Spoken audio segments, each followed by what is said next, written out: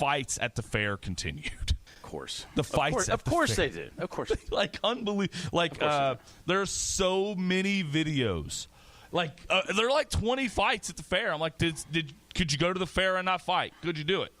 Could you do it? And this weekend in Louisville was special. This is where I'm ill-equipped on Monday sometimes of not being on Twitter all weekend because I feel like I'm missing out. Well, let me tell you, this was the weekend that if you're a police officer in this town, you questioned why. You're like, why am I here? Just let it go nuts. It's anarchy anyway. There's an officer in the middle of Baxter Avenue, Barstown Road, wrestling with a guy. Like there's I saw that. I didn't know if that was two officers or it was what. I mean, he's in the middle of Bardstown Road. There's a car last night riding the embankment of the Big Four, the Big Four walking bridge, which ended up on top of another car. And not to mention all the state fair police. They're like, what are we doing with all these people in Louisville? They're all fighting all the time over there at the fair. Like unbelievable fights. Unbelievable fights. Okay, I guess I need to. You sent some of them in the show. I sent like 5 or 6 of them. Yeah, but there were 20. I mean, I could have sent you. I could have rained down. Is this going to adjust your corn dog expectations? Well, I'm going during the day. I'm not going at night. Oh, okay. But I mean, I don't know. Do they? I think they were fighting during the day. It's on Sunday. Like they went from church to the fair, started fighting. I don't know what the sermon was like, but there was a full moon. What was the message? Yeah, I don't know. yeah. Man, we sure we got the right chapter and verse out of the Bible? I don't think those guys. I don't think the message hit home. Hey, man, there was a lot of Old Testament out there at the fair. Feel like there's more fights, but it's a lot of women. It's a lot of women. Women are fighting at the fair. Shirts are getting ripped open. There's a lot of bras, a lot of kicking, a lot of hair pulling. Wigs and weaves are being pulled. It's a thing. I don't know, but I don't know what's going on with the fair, but there's a lot of fighting amongst the females at the state fair.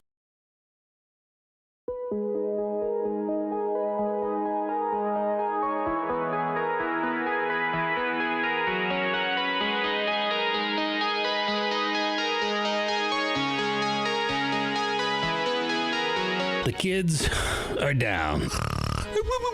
The wife's asleep. So in 4 hours, you drank 15 Busch Lights. Yeah. Wow. Yeah. So at 8 o'clock, that's when you checked out and your wife had to deal with you. Night time. Night time. Yeah. Crack a beer.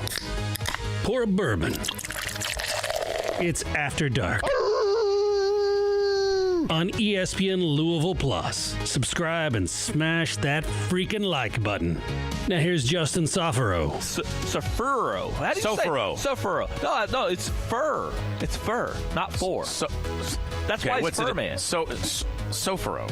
There you go. I mean, it's the same thing. Sofuro. I don't know. Sofuro? Soforo, my bad. No, Sofuro. Here's Justin Soforo.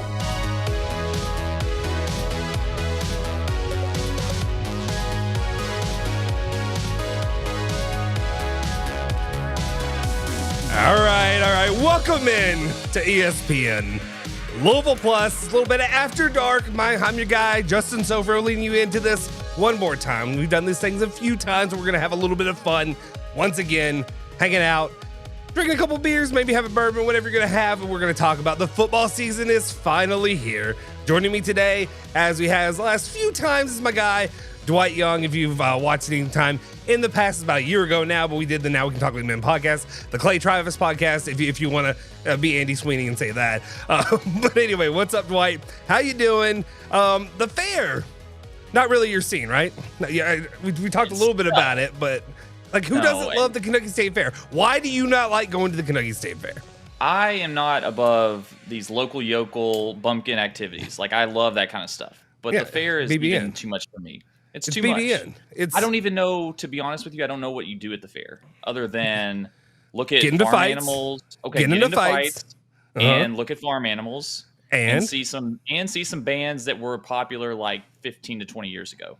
Which is the bands that we grew up with, the bands that we like now. Like when we were going back in the day, we were children. Like we were children and we had to go watch like our mammy or, your mom's bands. Like I remember seeing like oldies bands back in the day that I got dragged to when I was a kid. Did you go see Everclear? I know that you were invited. You didn't go, did you? I went to the fair yesterday. I did not make it for Everclear. It was a Thursday night. I'm busy. I got so much going on, working multiple jobs, doing this. I'll make time for what I can make time for. How many fights did you get into? I will say this, and I want to give the city of Louisville a lot of credit. I was there. It wasn't me. I know there's a history. We won't talk about that here on this, of fights happening sometimes, but not involving me. But it's usually just me fighting a brick wall or me being drunk and, in public and doing stupid things. But overall, I will give the city of Louisville credit. I was there for about 7 or 8 hours, and I didn't see a single fight yesterday at all. Like not a one, not a single one. But what I did see were a lot of. There's a lot of people out there that grew up without fathers. They grew up fatherless. You can see that there was. Did you take a poll on that? No, but you can look. Are you profiling? No, but you can look around and you can see that there's a lot of people that grew up in fatherless homes. You're like calling coward right now, basically saying that John Wall won't be good at basketball because he didn't have a dad. No, you're calling coward. You can see with some of the outfits that these young women were wearing.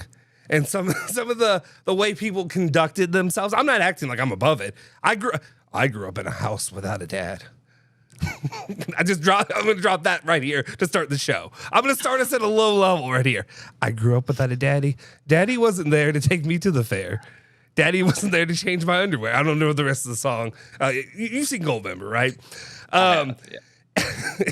Anyway, but there were a lot of people that there without somebody to just kind of just guide them in a good direction of, hey, maybe that outfit, maybe not for you. Maybe not what I was so mad on Friday night. I got pulled over by a cop in Simpsonville for not coming to a complete stop at a stop sign. And I was like, do you not understand that the state fair is going on and you're out here just looking for people that aren't stopping completely? It's dude, I don't care. That's you need all hands on deck. All hands on deck needs to be at the state fair. You need to put in the National Guard. They all need to be at the state fair. The last time I was very upset. I was like, this is what you're doing this is good police work, right? The last time something happened, you could be breaking up some meaningful fights. But the last time something happened in Simpsonville, that was somewhat a big deal. People got murdered. 3 people got killed. But not because someone didn't stop at a stop sign. They broke into your church or something. I don't know. Let's leave that. It's not a great thing. But the state fair is fun. You seem like a state fair kind of guy. I will say that. You just give off state fair vibes. You son of a bitch. No, the reason I enjoy the state fair, it's something I enjoy going. I dislike a majority of the people there. I mean, what do you do? You find what the rest of the state brings to you. What does BBN bring to the city of Louisville? Like the pig shows, the all the animals, the cows, or whatever. My kid loves going to see the animals. Speaking of animals, and I know I had to do this. I know you've seen this, and I know you've seen this, but I have to do this to you. And I just got to play this to start it because a lot of people have talked about this on the various programming that we have over here at ESPN Louisville. By the way, welcome in ESPN Louisville. I know I said that, but welcome in. If you haven't already, go slide on over to the YouTube channel, smash the subscribe button, hit the like button, all that stuff. Share it out to your friends. We want to try to grow this, and we really want to try to have more content. This is an area to just kind of hang out on a Sunday evening. Maybe there's nothing else going on. We're going to talk some sports. We're going to talk a lot of nonsense, but we're going to talk some sports. We're going to talk Ville, UK, nothing about the Hoosiers, but we were going to do that. But first, I have to play this. I know you've probably seen it, but everybody's talked about it. But now we can actually just get a visual sense of something that happened at the State Fair last week. And one of our great local news anchors just really, he just showed out. He did what he's got to do for content. I don't know what to say. Oh no! Oh, I'm just gonna let that go. I'm just gonna let it roll. Can you hear the sound? No, you can't hear the sound. Oh, okay, sorry. Who told him that's a good idea? Okay, here. Look, here's. Golly. If you Yeah, this is bad radio. Hopefully That bothers me. people are Wait, so watching. you can't hear the audio? You can't hear anything. You Oh, can just see wait. it. Oh, For those no. who can't hear, we've got our news station guy drinking straight from a cow.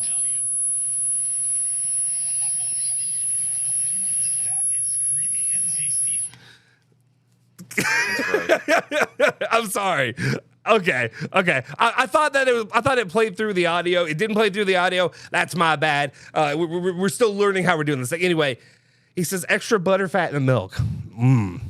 He says, that is creamy and tasty. And not only that, but just watch. I'll mute it since y'all can hear it anyway. Just the lick on the chin. Like, but okay, there's also one other thing. It's dribbling down his chin. He's got no choice. He's got to do something.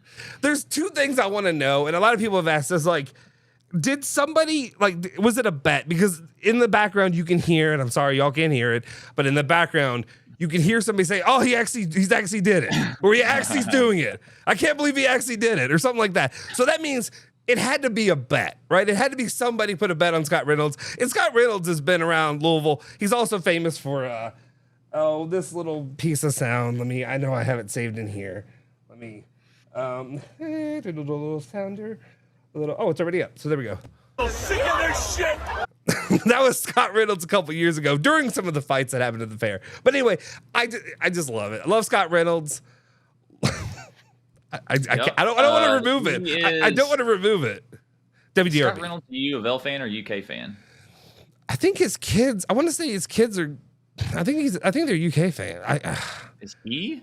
I could be wrong. I don't know. That's U of L fan behavior if I've ever seen it. No, you're thinking what you're thinking of when you say U of L fan behavior is the trash bag. The trash bag with the leftovers. You'll like it straight from the udder. She held it just like it was an udder.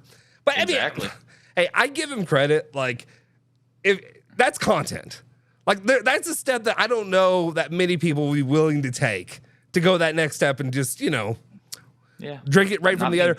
Is that healthy? Can you do that? Does it need to be like processed? No, it's not healthy. It's okay. Not. I don't think. But I'm not going to find out, so it doesn't matter. Okay. All right. Well, I'm glad you enjoyed the state fair. I'm glad you enjoyed it. You were with your people. My people. You felt a sense of community. I'm here for it. There was. I don't know. Like, I'm not going to yuck your yum. I'm glad that you had a good time. I know it's not.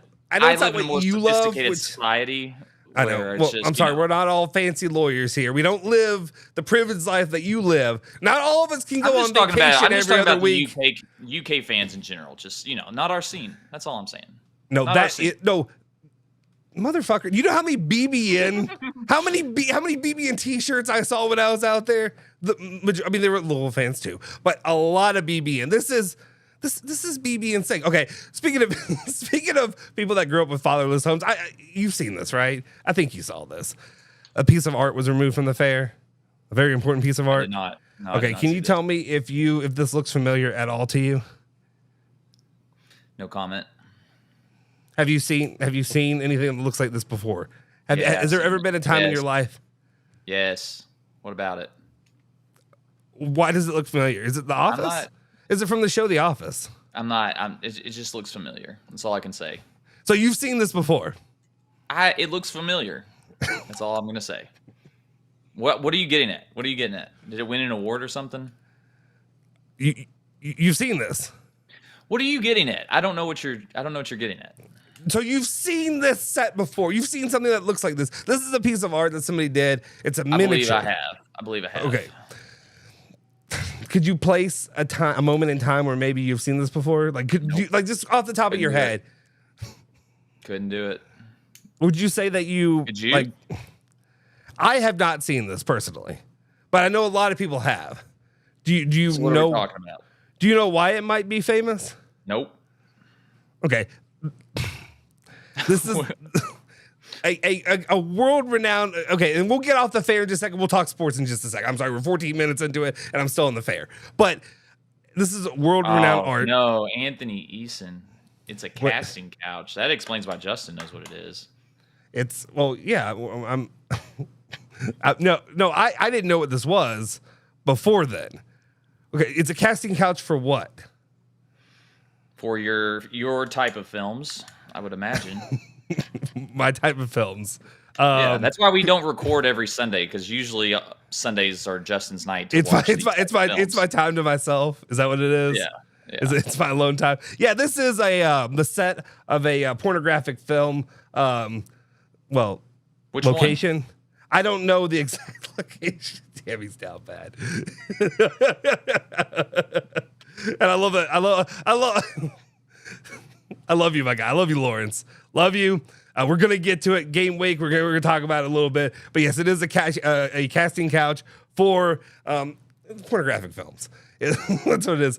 The big story, the reason this is news that people talked about was this actually was made by a local individual who actually does a lot of cool stuff like this. But then he decided to do this one, entered into the fair, and the fair found out, so they removed this from the setup there, and it is no longer possible to be viewed by the. My question is fair or foul?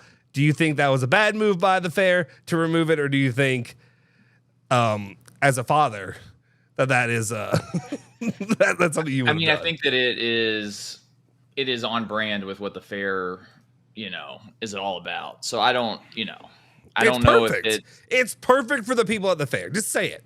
Say it. Yeah. The people that go to the fair regularly. The people that go to the fair, like Justin Sofro, would enjoy a type of artwork like that.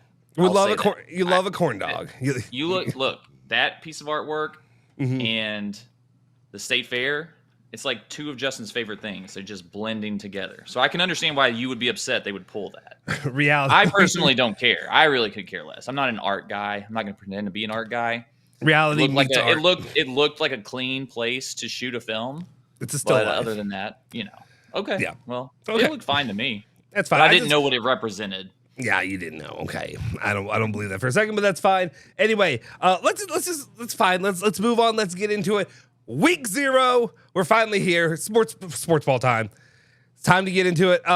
Any takeaways from the day that was? I'm not gonna say the week that was, but the day that was yesterday. Obviously, starting off the football season with our very first upset of the season, and I love that it had to be Florida State traveling all the way to Ireland that goes down to Georgia Tech and lays an egg. I mean, it was a good game overall. Like, I'm not gonna pretend that, and I think Georgia Tech is a better team than they were, but I do love Florida State, after all their bitching and moaning and whining and screaming and yelling about wanting to get out of the ACC, to leave the ACC, trying to go anywhere. Nobody else wants them right now, but it's them that have to lose the way that they did on that field goal at the end of the game to Georgia Tech.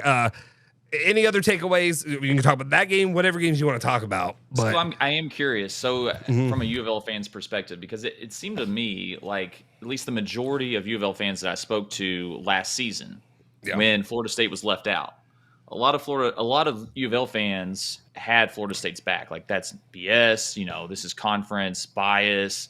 Florida State should have gotten in. Mm-hmm. Do you all still feel that way, or does this game now kind of shine a light on? Obviously, it's a different team, but still, does this shine a little bit of a light on? Maybe they shouldn't have gotten into the playoffs, because really they were a fraud, especially considering the fact they didn't have a quarterback whatsoever. So here's the difference in that space and time. Florida State, I think they did everything to earn a place in the playoff. I think they did, and I understand. I do understand the reasoning for them when it comes to dollars and cents of why not put Florida State in back then. But at the same time, I think is it just dollars and cents though, or is it also like eyeballs? Also the fact that they won a game. You won a good game, and the fact that Florida State was like that U of L Florida State game, you have to admit, was one of the most unwatchable. It was the most unwatchable game known to man. And that leads me to a whole other place when it comes to Louisville and the offense right now. But that we'll talk about that later. But my personal opinion was, at that moment in time, Florida State deserved to be in the playoff. I still think they deserve to be in the playoff. Players have left, things have changed with the transfer portal. Every team looks different from then until now. But I think at the same time, I love to see Florida State get get their comeuppance a little bit right now, because over the last couple of seasons and years, they've been bitching and moaning about how bad the ACC is, that they don't want to be in the ACC, or they want to be in the SEC or the Big Ten. As everything that we can see right now, neither one of those conferences even wants Florida State. So right now, that doesn't change anything about how I feel about last season. I think last season they still did what they got what they needed to do done to be in the playoff. Yeah, but I do love to see this. This reinforced my opinion of DJ Ugalele, like whatever the hell you want to say his name is. Yeah. Like he is the most he has all the physical tools, but he is so mid, to use a term that the kids these days use. He is the most mid quarterback I could ever imagine. Like he's just not that good. And for whatever reason, he reminds me of a UK quarterback. I don't know why. He reminds me of like a quarterback UK would have, where it's like he's not bad, but he's certainly not good. And it's just, I don't know. It's hard for me. I just feel like he gets hyped up every single season. I know when he was at Clemson, especially, like he was so hyped up of like, this guy's a monster. He's so good. He's better than Trevor Lawrence. I'm like, no, he's not. He's literally very average. Yeah. I mean, Florida State, I think they're going to still struggle offensively, because unless they can run the ball, I don't think you can rely on the passing game with DJ back there. Yeah, and there was talk there previously about Louisville potentially going after him. I remember or during the early offseason, and that obviously didn't transpire. But and that's another thing we'll get to. I want to talk about with the quarterback situation, just the number of guys out there, and also just interesting to see the processes that we're gonna have of guys just jumping ship to ship to ship until they find a place that lands, instead of ever. I don't think you're ever bringing up any kind of quarterback from the ground up, from freshmen to continue to play. Heck, you look at Manning out in Texas right now. But no, but that's what it's also like. Is it undeserved that a guy like that continues to get these opportunities? Now he's at Florida State, and then they look like that. Yeah. So I mean, I'm not saying it's undeserved that he gets the opportunities, because he's not bad, but at the same time, like I don't think putting him on your roster makes you a better team. You know what I mean? Like he's okay. The other game, I think that if I was a U of L fan, that I would have paid a lot of attention to is the SMU game. I watched that one. I don't know if you caught that, but I did. They were 27.5 point favorites. Yep. And needed a miracle to beat Nevada. Yep. So if I'm a U of L fan, I'm feeling a lot better. Had to have a safety. Had to have that safety at the end. But if I'm a U of L fan, I'm feeling a lot better about that game after watching that, because yes, they have a high speed, like potent. They have they have good offense, but they are not the team that like I think a lot of people thought coming in. So I would feel good about that game if I'm a U of L fan. You saw flashes of it in the final minutes of that game for that final drive for the touchdown, but otherwise for a lot of that game they were stagnant. Like I watched Nevada shut them down. They looked like they were a top 20 defense out there on this team, just because everybody's been hyping up. Everybody's been talking about how good SMU is going to be, and then I'm like, are they? Are they going to be that good? Their defense wasn't good either. Their defense wasn't good either. So that was a surprise to me, honestly. That was probably the biggest surprise of week 0 for me. Well, and that's the best thing that comes with this playoff, this new playoff system, having that many opportunities and spots to potentially land there. Like I don't have to care what happens for the most part in the ACC, outside of Louisville getting the job done and winning. Like I know a lot of people like to hype up their conference, and like at this point, unless you're SEC or Big Ten, like there's not a lot to hype up. You know what I mean? Like I'm not going to be digging like we used to do to try to pump up these teams. I mean, yes, Clemson and Florida State historically have been very good, but I'm not going to be out there touting even this Georgia Tech team right now. And that's actually something I wanted to come back to real quick about this Georgia Tech team. And especially I want to see your point of view, because being that you're an SEC fan, like I think it's really easy. But when I say SEC, I mean, well, you like Kentucky. I have never touted the SEC. I've done it. I'm pretty sure as a troll. I'm sure you chanted SEC. I know I've heard that. Literally to you. Like I've heard that before. I've said that to. Yeah. I think you're the only person I've said that to, because I do not care whatsoever about like the other teams in the SEC. I really, other than Texas now, but obviously this is year 1 of Texas. But no, I do enjoy needling non-SEC fans. just as a joke. But yeah, but I don't care. I really could care less. And it's the douchiness of the SEC. Like, it's like I never understood. Like, the only time I ever really had to do it as a Louisville fan, I had to do it when Louisville was in the Big East, because you have to cheer for those teams to do well. Otherwise, your schedule doesn't look good, and you're not going to get it. You're not going to get anything out of it. So, like, now, at least when you're in one of these conferences, ACC, it is what it is. But at least now, because of the opportunities that a 12-team playoffs gives you, you don't have to worry about cheering for those teams. Anyway, the reason I was going to ask you, I think if that game, so you put Florida State and Georgia Tech, you put that, say those are two SEC teams that were playing, say that was, say that was Florida Auburn. You know what I mean? Like, just put it in that kind of light. I think a lot of people wouldn't be feeling maybe as, first, sorry, I'm getting ahead of myself. I want to ask you, what's your vision when you look at Georgia Tech? Obviously the last few years, there's not a lot of reason to have a lot of respect for Georgia Tech. I think with the coaching hire they brought in last year, I remember seeing that first game against Louisville where Louisville looked like they were done for at halftime, and then obviously coming back to win that game. What kind of modicum of respect do you have for this Georgia Tech team, or do you think this is a statement more on Florida State not being very good, or do you think Georgia Tech is looking like a better team than maybe we were expecting? You know what I mean? If that is an Auburn, Florida, I would want be to different. I want to take a very hard stance and not a reasonable, calculated stance, but I'm not going to. Like, I do think it's a little of both. I think Georgia Tech is probably a top 25 team, and I think Florida State is not a top 10 team. So, I don't think that Florida State is anywhere near a top 10 team. Having said that, I do think Georgia Tech is good. I think they're going to give a lot of teams a lot of problems this year. But I'm not going to sit here and say they should be flipped, where I'm not going to say Georgia Tech should be a top 10 team. Florida State should not be ranked whatsoever. I think that it was a very close game. You know what I mean? That game could have gone either way. Yeah. And so I think that you meet in the middle a little bit there. I think both teams are good. I don't think either team is playoff caliber good.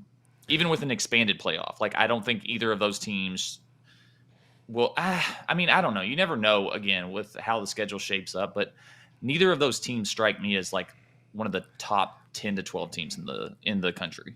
And I don't think so either. There's no part of me that I never really had a lot of respect for Florida State coming into the season, especially given all the drama that's been circulating around in the background. I feel like there's a lot of noise there that doesn't add up to this team working out for this season. But having said that, though, what do you here's the thing I was thinking of, though. Florida State, by a lot of people, were picked to win the ACC. Yeah. In football. So, you've got Clemson, obviously, but they've been a little bit on the downward slide.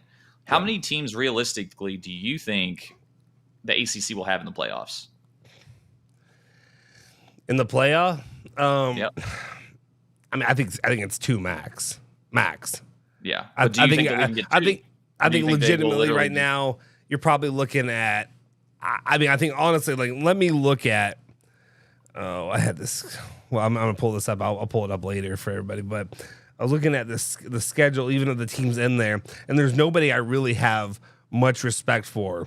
And that's that's one of the reasons why I'm kind of higher on Louisville than I feel like I normally would be. As a fan, I like to think that when I say like to think, I guess nobody really likes to think this, but I am a more pessimistic fan, so a lot of people aren't probably going to like a lot of my opinions because I tend to be a little bit more harsher on my team. I'm not just going to blow smoke about my team and pretend that, you know what I mean? So if it's me picking and it's me looking at this league, and if it's not Florida State, I'm really interested to see this coming weekend or next weekend when Clemson and Georgia play. Do they play week 1 or do they play? I'd have to pull that up. I don't know. I'd have to pull that up too. I'm not sure. Give me just a sec. Let me. We don't need Aaron Judge. I don't know why we're watching Aaron Judge right now. Let's see. All right. Because Louisville plays Clemson later this season. I'm sure somebody's probably saying it right now. Okay, week 1, Clemson and Georgia. I think that'll be really telling for if Clemson will be a team that will contend for this league. And either way, I expect them to I expect them to get run by Georgia, right? But if they look like the Clemson of old, I just don't understand. To me, I don't expect Clemson to be the Clemson of old just because of the way Dabo Swinney has failed to utilize NIL properly, and he continues to not believe in it while everybody else is going to leave him in the dust. So right. No, I agree. I mean, it's hard for me to see a team outside of Clemson making the playoffs from the ACC. I could be wrong. Like, obviously, you always have a surprise team. You have your TCUs show up, but just looking at the teams from the ACC, I don't know if I see. I would have said Clemson and Florida State, but after watching Florida State, I don't see them as being one of those 12 teams. So I don't know if there is two. I'm curious to see if they get more than one. I refuse to be one of the people, and even my guy Phil Baker, love you, Phil. He's bought into the Miami thing, and I'm like, stop it. Stop. No. We can't do this year after year after year. Cristobal, I don't believe in him. And no, I'm not. Just don't tell me that Miami is going to, this is the year that they need. This is the year that Miami's going to get back and they're going to be in the playoff. I'm sorry. It's not happening. It's done. No. Until I get proven otherwise, I'm not even considering Miami in this conversation. I'm just not. I'm not either. I'm not. I can't get over it was Miami, right? Like last year, where all they had to do was take a knee to win a game. Yep. But he ran the ball, fumbled it, and lost. Like, you know who that was? Was that Georgia? Was that Georgia Tech? I think that was Georgia Tech. I remember. But after that game, I was like, this team is a joke. I was like, Miami is no longer a serious. Like, you are not serious people. Like, if you're a Succession fan, that was me. I was just like, Miami, you are not serious people. So I've written them off like forever in my brain until they like prove me wrong. Yeah. All right. Yeah. The first I didn't see. Did you? And I can't, for some reason, ESPN doesn't let me pull up on the app. You can't, when you go in and you search the schedules, you see the scoreboard or whatever. If you go to college football, they do week 1 and so on. You can't pull up week 0 on the app. The app doesn't have let me go back for the week 0, so I can't see. I know my guy. He commented on like the Montana State game. New Mexico. I didn't watch the game, but I saw I was tracking it like on my phone, and it looked like it was Montana State, New Mexico, and like New Mexico was very much in control of that game, and just apparently the brakes fell off. I didn't get to watch it, but that was a surprise. And then Hawaii, which they didn't. That's the one that I was curious. They didn't kick off till midnight. Yeah, I wanted so badly to bet that game, but I was like, I can't bet this game, and now I'm too damn old at this point. I can't do it. Like, I can't even stay up and watch the game. Like Strebel, and I know Strebel's bleeping lying. Strebel's lying. There's no chance in hell that he stayed up to watch that game. If he comes on Monday and he tells everybody that he watched that game, I don't believe it. You got a kid that's 9 months old, 10 months old, whatever. You got 3 other children. He works as a teacher. He wakes up at 5 a.m. on Monday through Friday. I don't believe that you stayed up on Saturday night to watch the Rainbow Warriors or whatever they are now. I don't want to be political here, but to watch them play Delaware State, right? Like and also like Delaware State got like they had all kinds. Unless of you got money on it, you don't discount gamblers. If you have big money on that, if he had money on the game, he had money on the game, he might have stayed up. Actually, that's a game I probably would have. Maybe it's not a bad one to put money on because you got to feel pretty confident. Delaware State traveling all the way to freaking Hawaii to play. They had a lot of issues like during their travel. Like I would put. I'd probably. They didn't cover though. They didn't cover. Oh, they didn't? Well, you would know that. You were on top of that. Yeah. Was that another secret couple $1,000 bet? No, that the wife doesn't know about. I didn't bet it. I couldn't do it. But anyways, wait. What's the most you've lost? What's the most on one bet? On the record, what's the most you've lost in one bet? The most. I mean, I'm honestly not like these Barstool guys. Where like I'm not throwing thousands of dollars on a bet. Like, well, I won't say that. But I've never lost $1,000. Yeah, because you literally put. I know you put $1,000. I know.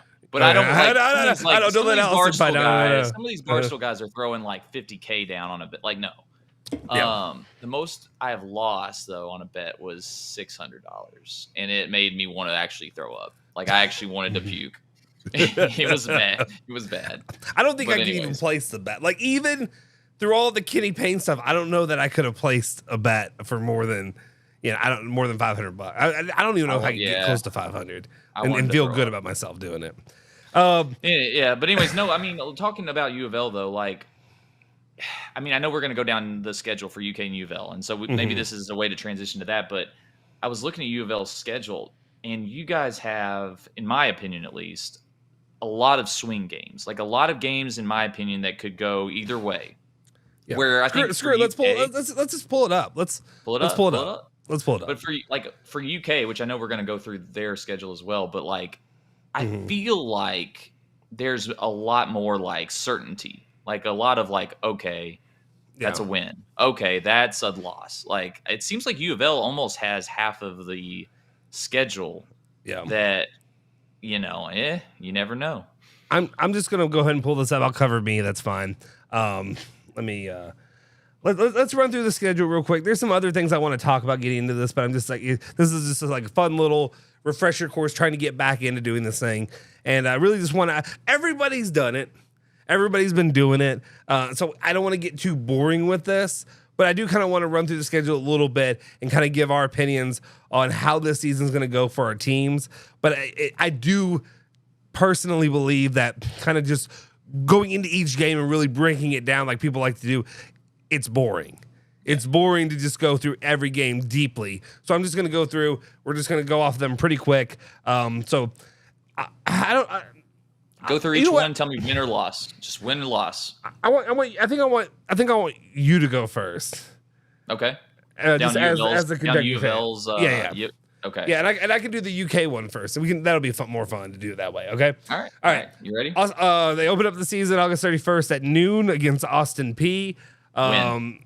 Yeah. Okay, thank you. Next. I'm glad you didn't spend a lot of time. Next. I was going to get into the offensive coordinator who was fired because he got arrested for whatever, but it's fine. Then we move on. Jacksonville State week 2. Rich Rod is the head coach. Win. Okay. It could be a fun. I think that game could be fun. There's no way you lose though. It's a win. Yeah, right. Okay, and then week 3, an interesting Georgia Tech team that just beat Florida State. How do you expect Louisville will fare in that game, the first test at home? I think this is one of those swing games that could go either way. I'm going to say loss, actually, but You're saying loss. I'm going to say loss, but I could see it going either way. So, like, it would not surprise me whatsoever if you win. But when I was going down the schedule, I said loss. Okay, so we got 2-1 schedule going into a test on the road in South Bend at Notre Dame, September 28th. Louisville defeating them pretty handily last year. How do you think the Cards fare against Notre Dame? I got that down as a loss. You are in that group of people that is so, like, I don't know if you're confident in it, but a lot of people have been so confident that Louisville's going to go out in Notre Dame and they are going to get beat on the road in South Bend. And what's your reasoning there? I mean, again, like, I don't think anyone is going to know exactly like how these teams are going to match up until we've seen 2 games out of each team. So like, again, preseason to me, like there's no one knows, but I do think that there's going to be a step up in class where Notre Dame's able to kind of wear on U of L. I think they're going to be able to be more physical and wear down U of L. So I just think it's going to be a little bit of a step up in class. And again, I think that the fact that it's in South Bend matters. Like in college football, home away, like that stuff plays a factor. So I could have been convinced to go with a win if it had been at U of L, but it's hard for me to see a win at Notre Dame. All right, the BBN homer himself has Louisville starting out 2-2. They return home to the friendly confines of L&N Federal Credit Union Stadium to take on SMU. We just witnessed come behind at Nevada to win that game. How do you think the Cards do? Win. Okay, I'm not. Yeah, SMU looked like crap. So I have not seen U of L play. I've seen SMU play. They look like crap. They should have lost that game. U of L should win that game. All right, 3-2. Heading into, they go to Charlottesville, light up the stick, light up your torches, get to Virginia. How do you think the Cards do at Virginia? Win. All right, so Virginia 4-2. sucks. Yep. Yeah. Virginia's A lot of people picking them to go 3 and whatever. I don't know if they're going to be that bad, but a 3-win season would not be good for them. And then go into a lot of people's. They love them way too much. I just can't get it. Miami at home once more, October 19th. like I said, Miami is not they are not serious people. So I have that as a win for U of L. I just don't think Miami is disciplined enough. It's at U of L. Like, I just don't think Miami they're not serious people. I can't say that enough. They're just a joke. I think U of L actually will win that by 10 points or more. All right. Just a reminder, guys, if you haven't already, do me a favor, smash the like button, hit the subscribe button, go over to the YouTube channel. We're going to bring a lot more stuff. Right now, obviously, is that we're excited football season's here, but there's going to be a lot more to talk about, obviously, in the coming weeks, but we're going to get more into this. Anyway, moving on. So you have them, 5-2? So it is, I think? Yep. Yeah, okay. Yep. All right. And then they head into Boston College. They go to Chestnut Hill to take on Boston College. What's your pick? We'll go through these quicker. Win. When? Okay. I'm not going to ask you that. I don't think that'll be. Yeah, it should be easy. All right. Bowl eligible at this point in the season, 6-2. They head back down to Clemson, South Carolina to take on the Tigers of Clemson. Is this the year they get win one? No. I think Clemson wins this game. I think that Dabo is going to be on high alert. Because, again, I think you all are going to be 6-2 at that point. You're picking up a momentum. That'd be 4 wins in a row. I think Dabo's going to have high, he's going to be on high alert. So I'm going to have Clemson winning that game, especially in Death Valley. Yeah. I think it's going to be tough for U of L to win that game. All right. Let's just go ahead and move it on down. 6-3 for the Cardinals, down to newcomer to the league, Stanford. How the Cards fare against Stanford? They will win that convincingly. I mean, Harbaugh's not there anymore. Stanford is not. They are not real. So, no, that's going to be an easy win. All right, 7-3 going into Pittsburgh at home. Win. 8-3, and then finally wrapping it up against the Cats in Lexington. And that's a big fat loss. And I know Vegas will probably have U of L as a favorite because they have. Because they always do every 2-3 years. We do this every year. But I think Kentucky wins. I think it's another close game, another compelling game. But no, I think UK pulls it out. All right, so you have the Cards finishing 8-4 on the season. I'm going to go through this kind of quick so that way we can kind of get moving. But one thing I want to say, though, just as a recap on my analysis of their schedule, I do think that you guys go 8-4. I think that you will – the 2 games that I think could go either way as far as win-loss, though, I think you'll beat either Georgia Tech or SMU. I don't think you'll beat both of them. I think one of those games you win, one of those games you lose. But as I mentioned, I feel like the games I saw that could go either way for you guys, Georgia Tech, SMU, Miami, Clemson, UK. That's 5 games that I think are winnable games, but also losable games. Yeah. So I think that, there's a very big potential for a huge swing for U of L. You think all 4 of those games are swing games? 5. I think all 5 of those games are you're right. games. Yeah, 5. Yep. Okay, yep. Wait. Georgia Tech, SMU, Miami, Clemson, and UK. Okay. Yep. All right, I'm going to go through this real quick. All those being wins, all those being losses. Yeah. One of the reasons I bring this up is because a lot of people have, and I'm not going to go through all the picks. I know the last one I just looked at was the New York Times. I guess I don't care about the New York Times picks about Louisville. Picked them, I think, to finish 6th in the league or something like that. And it's one of those things where right now I don't know how much people just go off of brand recognition every year now because of the whole NIL thing, where it's you really don't know what you're getting year in and year out, or if it comes down to the quarterback play. But anyway, starting off, win against Austin Peay, win against Jacksonville State. I'm going to say they get it done at Georgia Tech. I don't know if I believe that Florida State is as good as I think they are, but I think they're going to have Georgia Tech at home. It could be a swing either way, like you said, but I think they're going to get it done because they're at home. Here's the thing that I'm gonna go on a limb. I think Louisville actually does beat Notre Dame. The reason is I think this is a game that Jeff Brom gets up for. I think this is the Jeff Brom special, and I think it's one of those games that you can look at the schedule every year, almost every year, especially when he was at Purdue. He would have one of those big time games that he would pull off. And if it's not Notre Dame, I'm gonna say it's gonna be one other one, but I think it's gonna be Notre Dame just because I think he cares about that game, and I don't know how much Notre Dame is gonna get up. A lot of people were saying they're ready to go. They're upset about the loss last season. I don't know if I believe it. I don't know that I've ever thought Notre Dame is a team that is raring to go, and that's going to be one of those teams that is really, really going to get hyped up to play Louisville. I just don't know. So that's a fair point. So it's a fair point, but you on the flip side of that, you're going to have to pick your stinker Jeff Brom game, right? You can't give out the Jeff Brom. he gets up for this big game without also saying this is the game that Jeff Brom forgets he had a game that night. You're right. That's a good point. And here's the thing: is you're going to have me going through this, and I'm going to be way too positive, and then there's going to be. I think I see it. I think I see the game.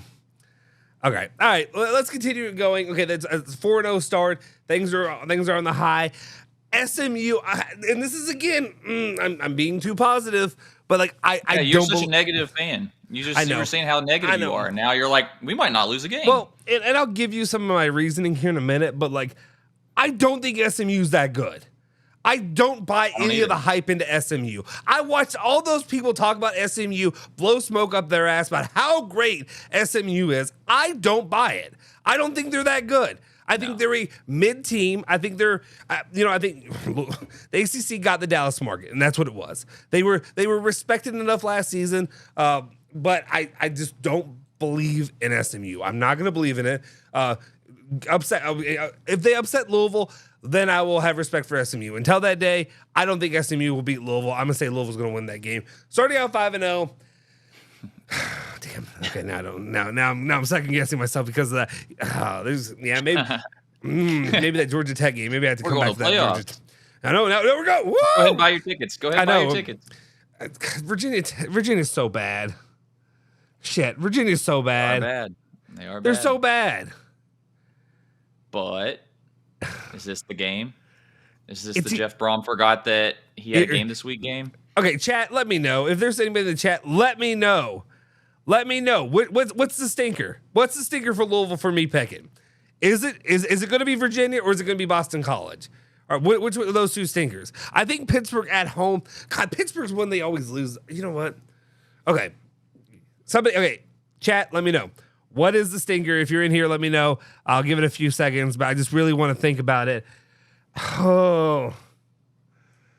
Also, I meant to drop this earlier. If you're watching right now, and I don't have the call-in number up right now.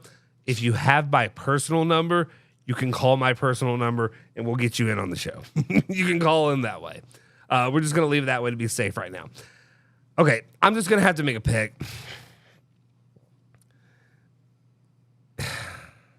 It's Virginia. So 6-0. It's Virginia. 6-0? No, it's Virginia. No, okay. It's Virginia. 5-1. Virginia is the team that they kind of do that though, right? They even did it last season, where they'll be dog shit most of the season, then somehow they come up on somebody, right? Mm-hmm. So 5-1, coming back home to play Miami. Miami's one of those teams that dominated Louisville because of Scott Satterfield.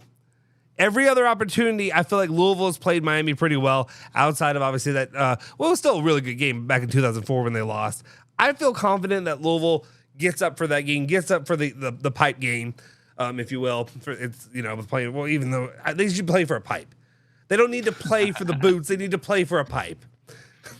Yes, why? I know why. Yeah. Because of Howard. Because of Howard. Pipe? No, I thought it's both fan bases. No, because of Howard. Because of Howard. Just stop. Stop it. Stop it. Sorry. Notre Dame. They're losing. Even Ohio State struggled at Notre Dame. All right. Swoop. all right. Okay. Well, I don't know. I'm uploaded. Okay, thank you, uploaded. Yeah, they always have fits with Virginia every year, no matter what. I see it. I don't know if I believe the second part though. We've played well at Notre Dame, want to win. Yeah, I see. I agree. I'm gonna stick with my Notre Dame win. I'm picking Virginia. They give them fits. Okay. Miami. I think Louisville's gonna win that game. Gosh, I hate being pipe game. I know I'm being really okay. Shut up. I'm being really positive right now. 6-1. Yeah, a little bit. 7-1. Clemson.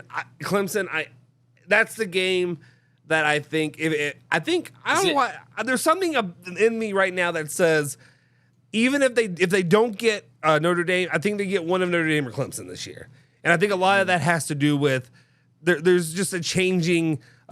If you will, in the wins.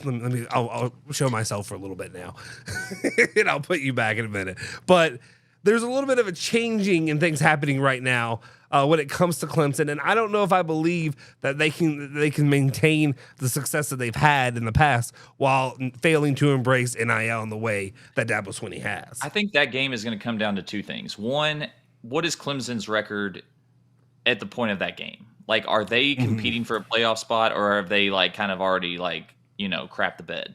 Yeah. If they're still competing, I think that they're going to give you guys a hard time. Second, night game or day game. I know that sounds stupid, but if it's a night game in Clemson, it's going to be hard.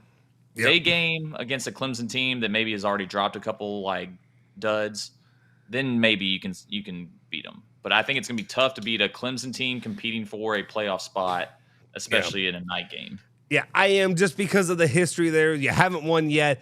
I got to pick them to lose to Clemson. 7-2 at this point in the season. They go to Stanford, which, yes, they had to go to Stanford. I just don't believe in Stanford. This isn't the Stanford of old. I'm not worried about Stanford. 8-2 at this point in the season. And this is where things get rough for me. I think they come home, and I think they're a little bit jet-lagged coming out against Pittsburgh. And Pittsburgh always happens. I want to believe that Louisville's going to get it up for Pittsburgh, but for some reason, Pittsburgh always seems to have have something for Louisville, and I think Louisville's going to somehow drop that game to Pittsburgh as well, going 8-3. And then this is the shit sandwich part of the of the stream. But for right now, at this point in time, when Louisville football takes the field against the Kentucky Wildcats, for some reason, over the last they've lost 2 straight against Kentucky, and it's a shame. It's not. Luckily, it's not more, but they've only lost 2 straight against Kentucky, and right at this point, I can't pick Louisville to beat the Cats until, because one thing I will give. Let's just get this out of the way. We don't need this right now. We're done. We're done with the schedule. At this point, something about Mark Stoops, and I will give Kentucky so much credit in this. They hired guys with Calipari and with Stoops who gave a damn about the rivalries, who came in every fucking season, and every single time they got up for this game. And that's the one thing that I feel like Louisville has failed to do in recent years, but for a long time now. You had Rick Pitino in basketball who couldn't get it up. Only time he can get it up is in Porcini's, but he couldn't get it up here. And every single time he would be too in his head. And then you come to the football side, Scott Satterfield, who is just was a mid hire, a trash hire, to be honest. And this kind of takes me to my side take that I threw on my sheet of lies, if you will. And this is the part where I'm not trying to upset people.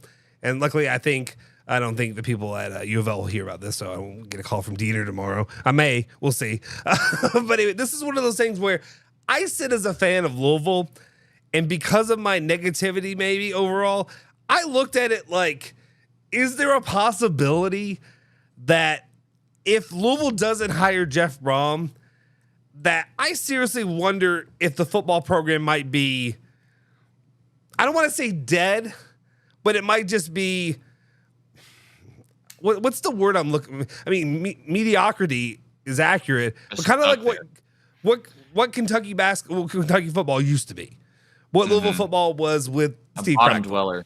It was kind of one of those things of like, and I don't want to give this man too much credit because, but I have to in this scenario. Louisville football wouldn't be what it is without Tom Jurich. Tom Jurich created, I'm going to say created, that there were times of success, Howard and all that before. But Louisville football didn't get rolling until Tom Jurich. Yes, he made the mistake with Steve Crackthorpe. And again, I say this having the Jurich family dropping in my DMs, being pissed off whenever I said stuff in the past. So I want to say that I'm not just a Jurich bootlicker right now. But I did wonder, because when you had everything that went on with Tyree and everybody else, if Louisville football didn't bring in Jeff Brom, I am seriously worried about where this team is headed. And then also, I do kind of want to go off, though. Last season, I understand it felt good. It felt good starting off the season and winning, starting off 10-1. But that slide of 3 games at the end. That's what I was going to get to, is that it almost feels like you're predicting the same thing here, where you're predicting with your win-losses this like fast start, this hot start, and then you're like petering out with a loss to Pitt and Kentucky. That has to feel like that 8-4 has to feel a lot worse than the 8-4 that I gave out, because you've got some quality wins early in the season, and then 2 losses that you feel like a lot of fans would probably feel are very avoidable losses. Yeah. So wouldn't that almost feel like a repeat of last year of like you see the promise, but then you have this sick feeling in your throat of like we just petered out at the end? I mean, are you talking about last season or this season? No, I'm talking about this season. I'm saying like wouldn't that 8-4 feel bad if it went the way you're saying it could go? It would just, I mean, if I'm being honest, it'll just feel like more of the same crap that we had last year. It'll just feel the same. It'll feel the exact same. Would you not? I guess what I'm getting at is like, I'll tell you right now. Wouldn't you prefer the 8-4 that I gave you, where like, okay, that sucks. You don't want to lose to Notre Dame, but it's Notre Dame. Like, here's what happened. Okay, yeah, you don't want to lose to like Georgia Tech, but at least it's the third game of the season versus we're losing to Pitt in Kentucky back-to-back weeks after like a whatever you had an 8-1 start, whatever it was. Here's what happened. Here's what happened last season.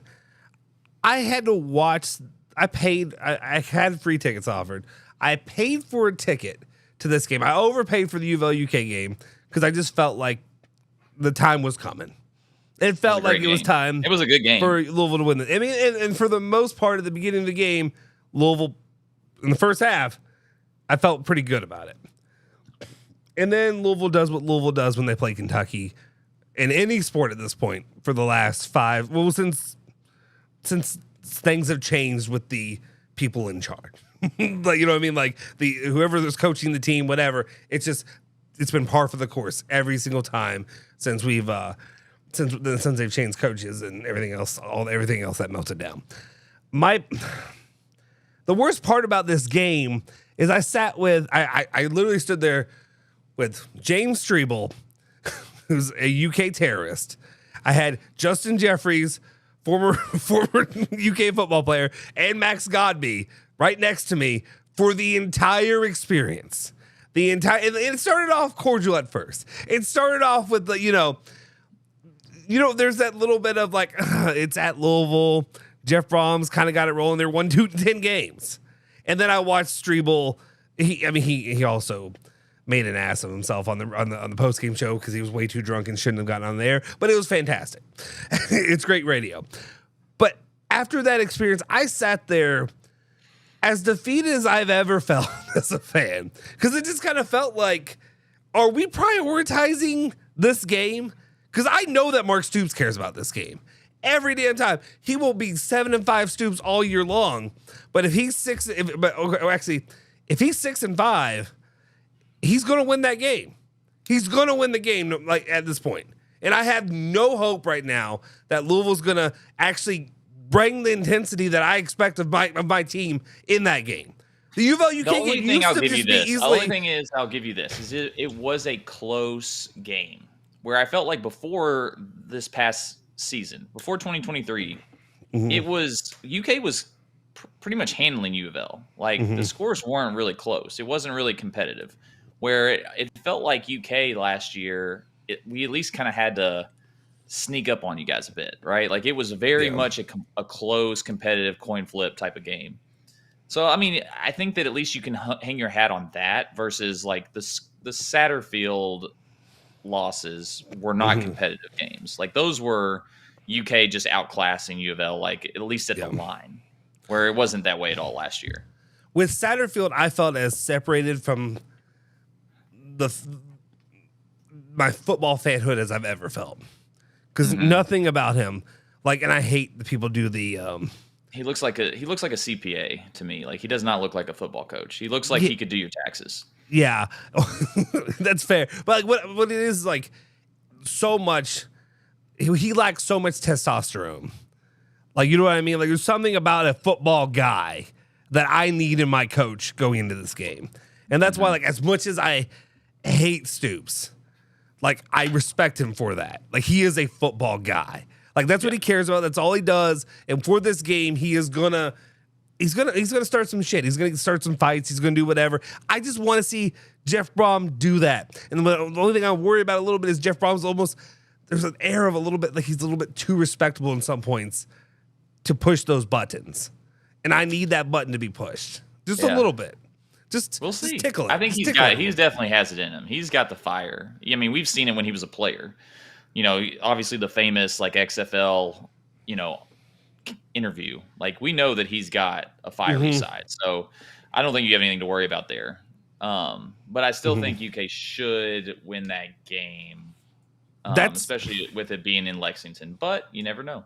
Yeah, it's a swing Callaway, game. That's an interesting one. Jeff is a little bit like Mark Pope. He's a little bit too respectful. And that I kind of see that. I mean, we haven't seen the rivalry game play out with UVL and UK basketball yet, but there is something there. I do see that Mark Pope is almost like he's too nice of a guy. You know what I mean? Like I do kind of get that vibe from him that like he loves Kentucky. He'll probably understand the rivalry as a coach, but maybe he's too nice. I do kind of he's a little bit too goofy. You know what I mean? A little bit. I think I can see that with Mark Pope. But I don't know. Maybe I'm wrong. Maybe I'm misinterpreting it just because I'm not as close to UVL as you guys are. But like, I don't get that vibe from Jeff Brom. I get the sense that he could be pretty fiery. So I mean, again, I might be wrong, but I don't think that he's going to be an all shucks. Like that team's a great coach team. Like I think he's gonna really stir up some hate. Within the rivalry.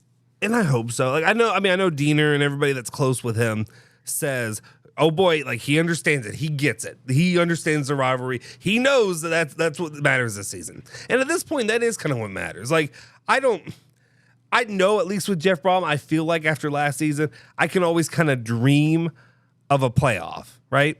Yeah. But I mean, especially if the ACC doesn't, if it stays what it is, like the schedule is doable. Like it's doable.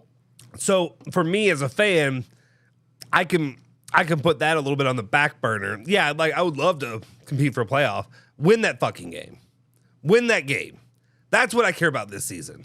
Win that game at the end of the year. So that way, you know what I mean? Like at some point, it's just got to happen. Okay, Swoop says, I know this isn't football related, but are you hyped for the Louisville versus Tennessee basketball game? Football on a bye week. Yum Center will be rocking.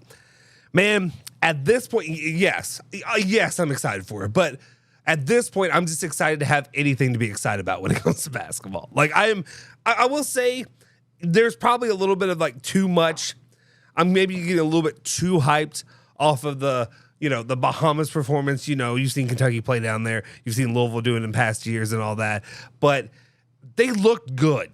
Like this Louisville basketball team looks like a cohesive team. They got big men who can shoot. They've got guys doing everything. They got guys shutting down teams on defense. Again, I understand it's the Bahamas. And then when they're playing the Calgary Dinos, they're playing, a low mid-major level team. But they did what I should be seeing from Louisville basketball, which is dismantling a team winning by 50. Somebody had commented to me before, and Dwight, you may not even be up to date on this because I know you had a lot going on, but like Kentucky basketball, I know they scrimmaged with the TBT team. None of that was televised, right? I don't think it was. Not to my knowledge. Okay. But somebody says we know they scrimmaged. I'm like, that's fine. You can throw a scoreboard up at me any day. I don't know what the team looks like. Like, it's different. I can see them win or lose to a team, but actually watching it is totally different than just seeing the score. Like, oh, they won by 20. Okay, who was playing? How were they playing? That whole thing. But yes. So I'm one thing hyped. that you said that I think would be maybe a good transition to UK schedule is that you're saying win that game. Mm-hmm. The only thing, and one of the key reasons I think that Stoops keys in on this game, he knows that is job security for him, right? Like he knows this is Kentucky football. The fans have expectations of let's make a bowl game. Mm-hmm. Let's make a bowl game. Let's beat UVL. If I do those two things, I keep my job. Like literally, that's all you have to do as a UK football coach. Make a bowl game. Doesn't have to be a good game. It has to be Music City Bowl, Tax Slayer Bowl. Mm-hmm. Make a bowl game, beat UVL. You got another year. So I think that's part of it. Yep. All right. And I love that where this is heading. And then we've got a couple other parts that I do want to touch on when it comes to football. But I do love where this is heading because I want to hear your opinion. Because I know you got some strong opinions when it comes to this. The University of Kentucky football schedule, I'm going to say bye to me for a second. I guess I'm going to give the picks first, right? Is that what we said? So say bye to me. Cover me. Okay, okay. Say bye-bye, Dwight. Goodbye. See ya. I was about to say something that I could not say on air, so I'm glad I didn't do that. Anyway, let's go ahead and get into the University of Kentucky football schedule. And by God, this schedule is, especially if you feel confident in your team, it is orgasmic, right? Like having the competitive level schedule week in and week out. It may also be terrifying and you're on murderer's row, but it is fun because you get to see some of the best teams in the country. Obviously, University of Kentucky starting out against Southern Miss, they're going to bring home this win. Mark Stoops has this thing that he likes to do early in the season where he'll play one of these teams and just kind of, look like he's about to shit the bed, but I think he'll pull this one out. I've seen him do it too many times. But I think he should win that game comfortably. Especially it's at home. 28-point favorients. 28. That's a lot. Okay. That's a lot of points. Yeah, I still always think about all you that. degenerates out there. Just know. You already placing the bet? All right. No. So I would say they start out 1-0. Then they remain at home to take on South Carolina. South Carolina is one of those iffy games, but I think they just lost their biggest receiver and Amari Huggins-Bruce, who returned to Louisville. I would say that tongue in cheek. I know. Shout out to Jeff Lightsey, our guy, for getting that scoop there from the individual who was, I guess, took credit for bringing him back to Louisville. And again, after the injury sustained by Colin Lacey, knowing that he's not going to be able to play for a lot of the season, it's not going to be a season-changing addition. Amari Huggins-Bruce wasn't, he could be a game changer in instances, but he's not going to be a season-changing player. But at least another receiver always helps. Anyway, the reason I bring that up, South Carolina losing him, that's probably, he was like 4th or 5th on there. He couldn't even break the 4th or 5th line in the chart. So we are going to continue with Kentucky winning that game 2-0. And then they get to play Georgia at home. Is this a moment where Kentucky likes to do, where they like to get up? Maybe they have an upset raring? No. No, they don't. Georgia is just too damn good. The new Saban, with the way Kirby Smart has performed, it is tremendous to see him succeed the way that he has at Georgia.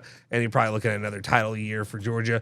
But honestly, I don't feel like enough people are talking about how Georgia very well could have won the national championship last year had they gotten into the playoffs. Like the fact that they didn't get into the playoffs because they lost to Alabama, like in the SEC championship is, they very, very easily, not easily, but they would have been maybe possibly the odds-on favorite to have won the national championship had they gotten in.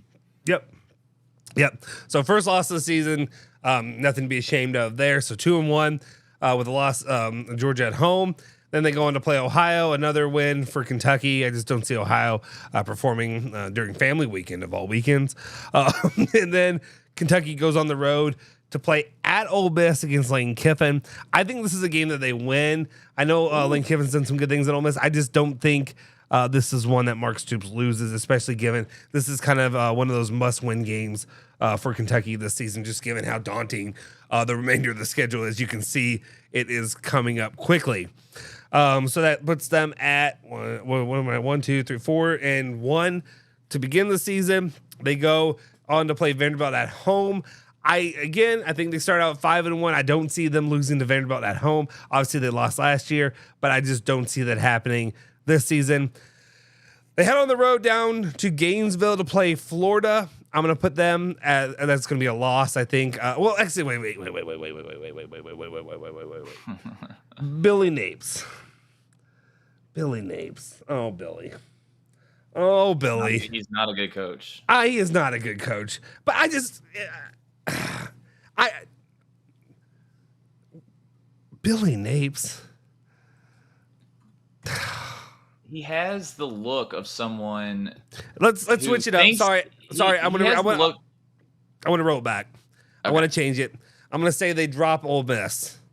Ole Miss. You should do that because honestly, Lane Kiffin has had Stoops' number from the beginning. Like games that we should have absolutely beat him, we always lose to Lane Kiffin. Lane Kiffin is an enigma for me. I can never figure him out because neither can Stoops. I don't have respect for him. I know he's a solid coach, but for some reason I feel like he's not. Does that make sense? I feel like you either can't figure him out, or if you do figure him out, then you crush him. You know what I mean? Saban was not going to be fooled by him. Like Saban was like, yeah, that's cute. I'm going to kill you. But like for whatever reason, he has been able to do whatever he wanted on Stoops. Stoops has not figured out his offense at all. Yeah. So I don't see that game going very well. All right. So that means Florida's coach, Napier, like he has the most cocky look about him. Like he looks so confident and cocky on the sidelines, but his team has not been good. Yeah, you're right. Odd. So let's switch it up. Let's go back. So that will be 4-2 going out of Ole Miss, winning against Vanderbilt, winning against Florida. That'll put them at 6-2, and that's where things get rough. I think they drop to Auburn, so they go 6-3, and then I think they'll be 6-4 with Tennessee. I just don't see them winning in Knoxville.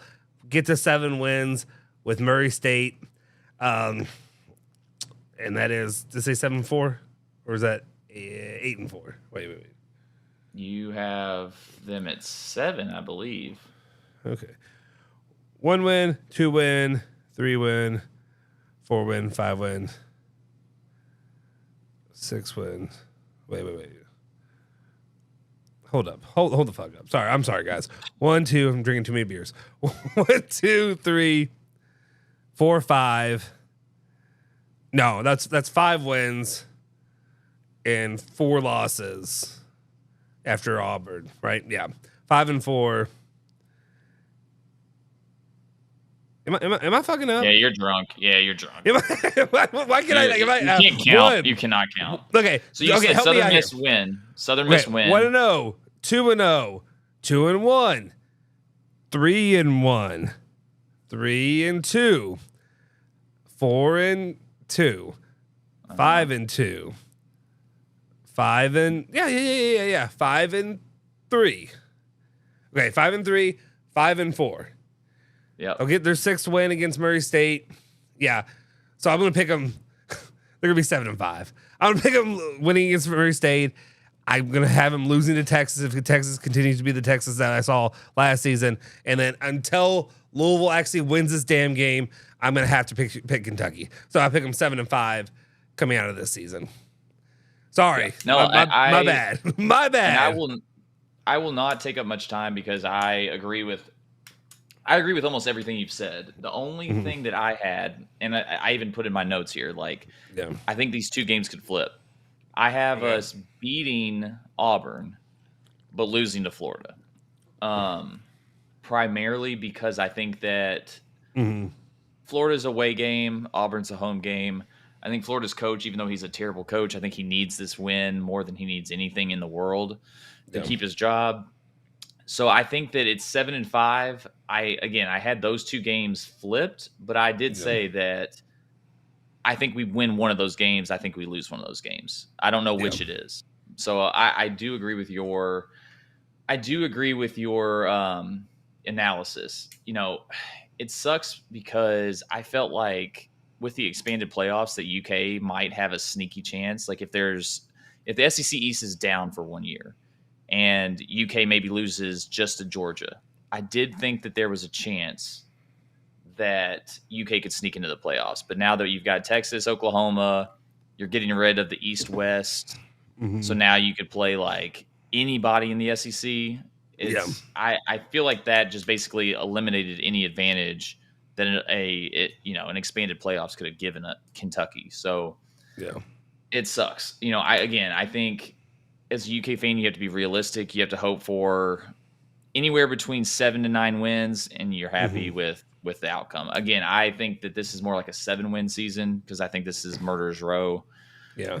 But if you get 7 wins, I mean, I honestly think the UK should be happy with 7 wins given this schedule.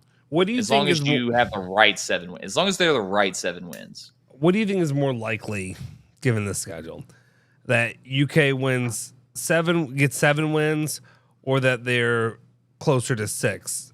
They're 6-6 at the end of the season. 6-6 or 7-5.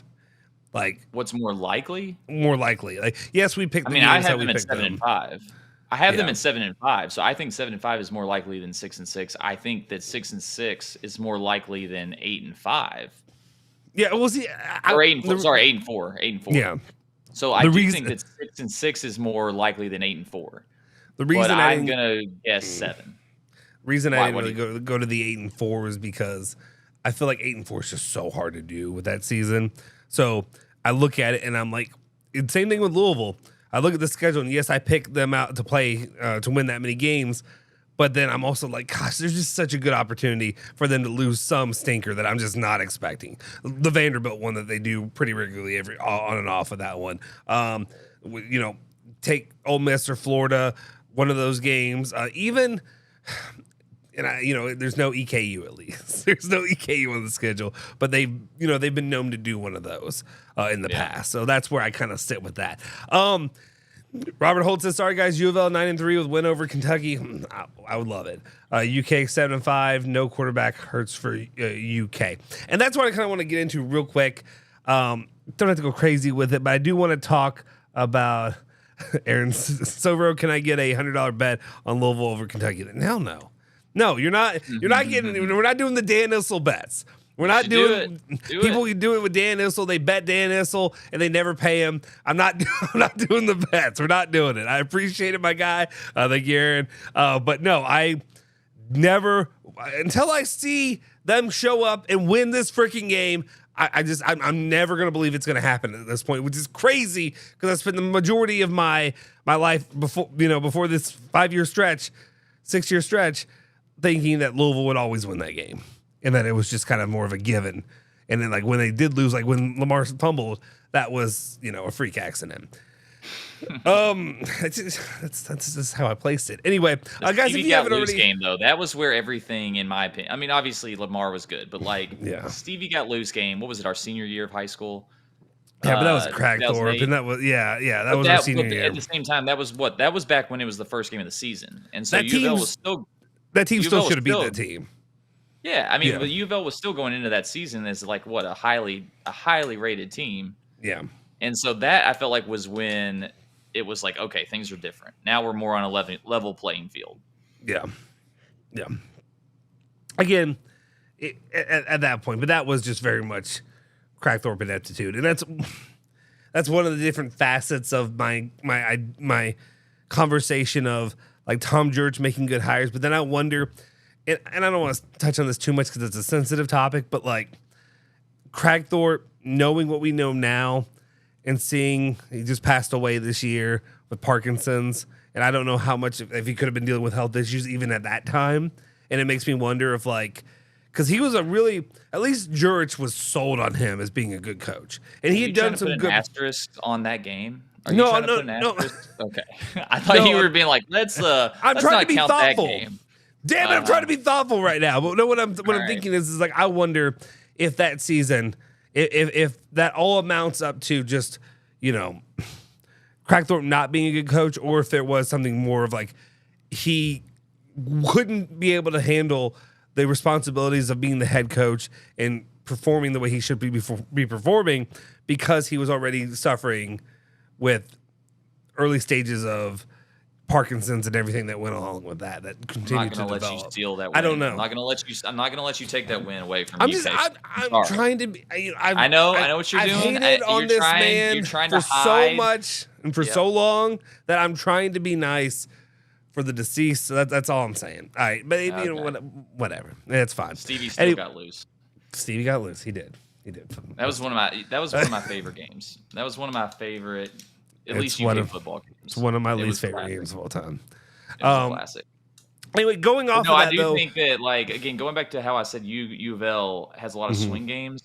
Yeah. I don't see a whole lot of swing games, like with Kentucky. I feel like you've got, again, you never know. Like, you could drop a clunker, but I feel like it's Florida, it's Auburn, it's Louisville, and everything else should go as scheduled. Like, again, maybe we drop to South Carolina, maybe we drop one to Vandy, but we shouldn't. Like, it's really those three games. It's Louisville, it's Florida, it's Auburn. Those are the swing games, in my opinion. Yeah. You're still on this video? I just wanted you to see his face. I just wanted you to. I don't think anyone can hear it, but I see it. I don't know why it doesn't work. It says that the sound should be playing through, but it's just not. System audio. Wait, is that it? No, that can't be it. That's not playing now, is it? Butterfat in the milk, and let me tell you, Still not playing. I hear it. that is creamy and tasty. Extra butterfat in the milk, and let me tell you, Oh, that is creamy and tasty. Extra butterfat in the milk. All right, that's enough. And let me tell you, Like 4 times now. dude, it doesn't get old. I don't know if it's old. I don't know if it can get old to me. I think I can watch that all day. All right.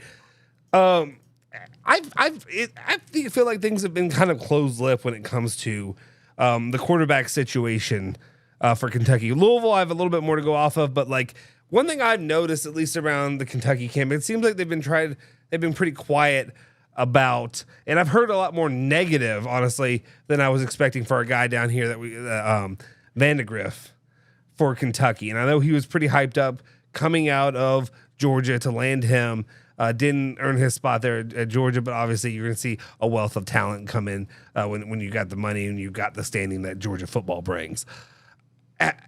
What's your vibe that you feel about? And that's one thing I kind of hate about this stage of the NIL game for the sport right now is I'd love to see a quarterback come in and play a few years and develop a little bit at the school they're going to play, instead of just seeing a constant rotating door of quarterbacks that, could have been somewhere else. But I just, what's the vibe you get, and how confident do you feel with Vandegrift being the quarterback going for Kentucky this season? If you are looking for like expert analysis on this, you're in the wrong spot. No, but I don't have one. And that's one thing I want to kind of get across from here.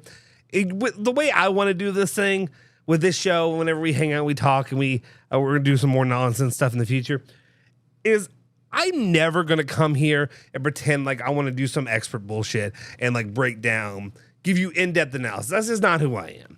I'd rather have some fun with this, but I don't want to do the vibe thing as fans, but you know what I mean.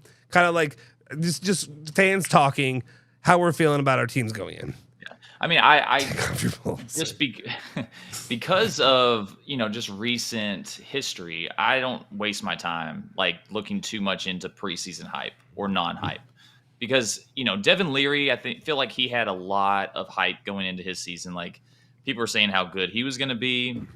I feel like he had more hype going into hit last season than Will Levis had in the first season he came into UK.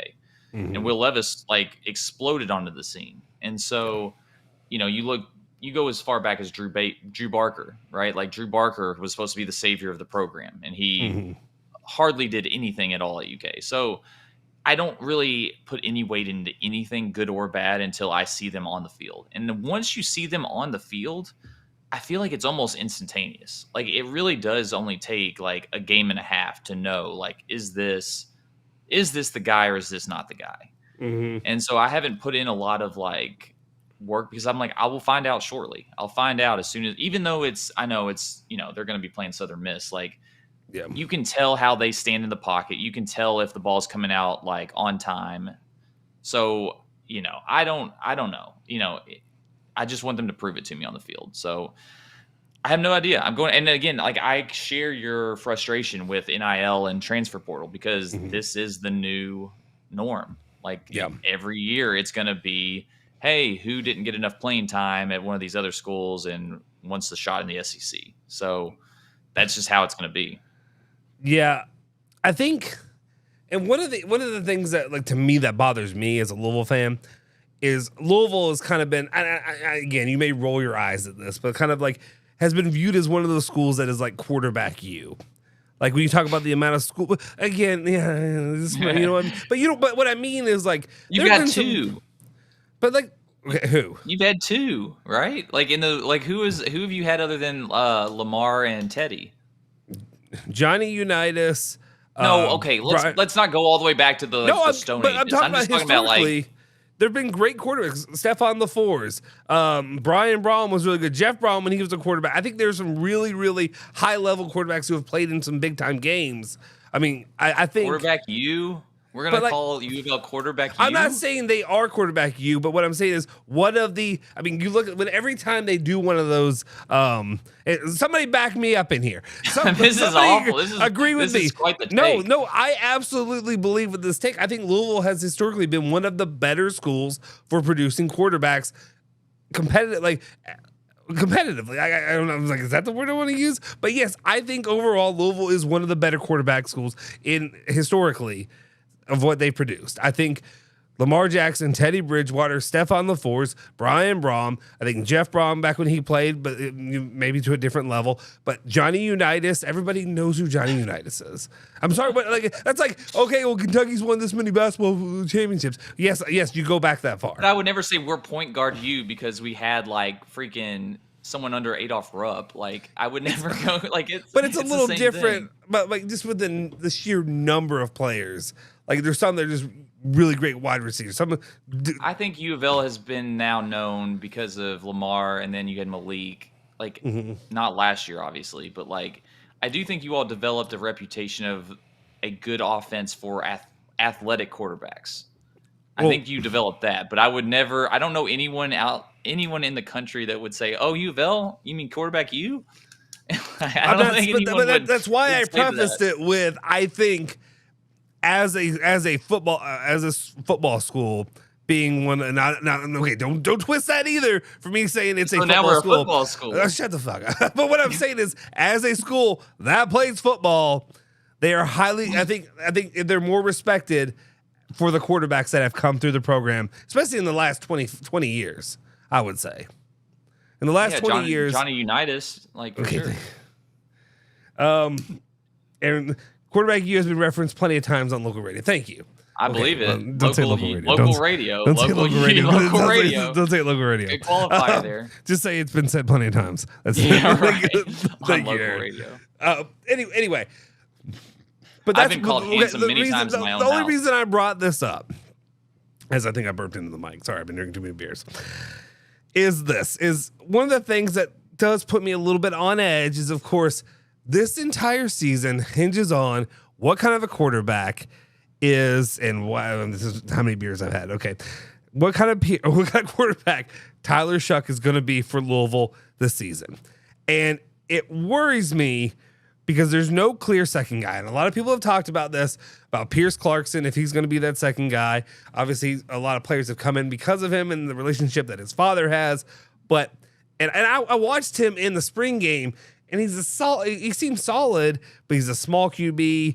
I just don't know how I feel about Jeff Braun in year 2 not having, while they got Tyler Shuck, I thought there was going to be another guy that they brought in the transfer portal as well, or at least some highly thought of freshman that was going to be at least, or freshman. Yeah, I guess I would have to do that because otherwise it's transfer portal.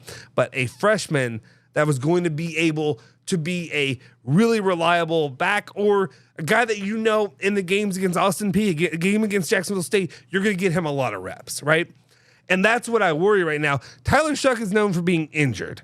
He's very injury prone in his years. He's played this will be his 7th year of football. 7th year of football. And then I think how good is your O-line? Is your O-line good? Yeah, I think they're good. Yeah. I think they're good. I think. Yeah, I'm not worried about Louisville's offensive line when it comes to protecting him. I just worry that he is going to be an injury-prone guy that, the very first hit he takes, that he's out for the season. Then throw out everything I said about the games of how Louisville played. The one thing I can give credit to Jack Plummer last year, even though he shat the bed against Kentucky and there were plenty of dumb mistakes that he made throughout the year, was that he stayed healthy. And he felt solid. But he felt solid. And Tyler Shuck's no slouch. He's 6'5". He's a big guy. But I just worry because everybody talks up about how good he is as a quarterback. That's great, but you haven't seen him play an entire season. When he was at Oregon, when he was at Texas Tech, yeah, he played good in flashes. But what's he had I think he's had 20 touchdowns in the last 3 years or something like that. Whatever the number is, it's crazy. So that's the thing that puts me on edge about this season for Louisville. Yeah, is that's fair. Jeff Rom, who I think of as, in the vein of obviously coming up under Petrino, a big offensive mind who should be able to create and should be able to succeed in one room of any room, the quarterback room. And the fact that that's not solidified to me in year 2 worries me a little bit. Yeah, that's fair. I mean, you're only as good as your backup quarterback. So yeah.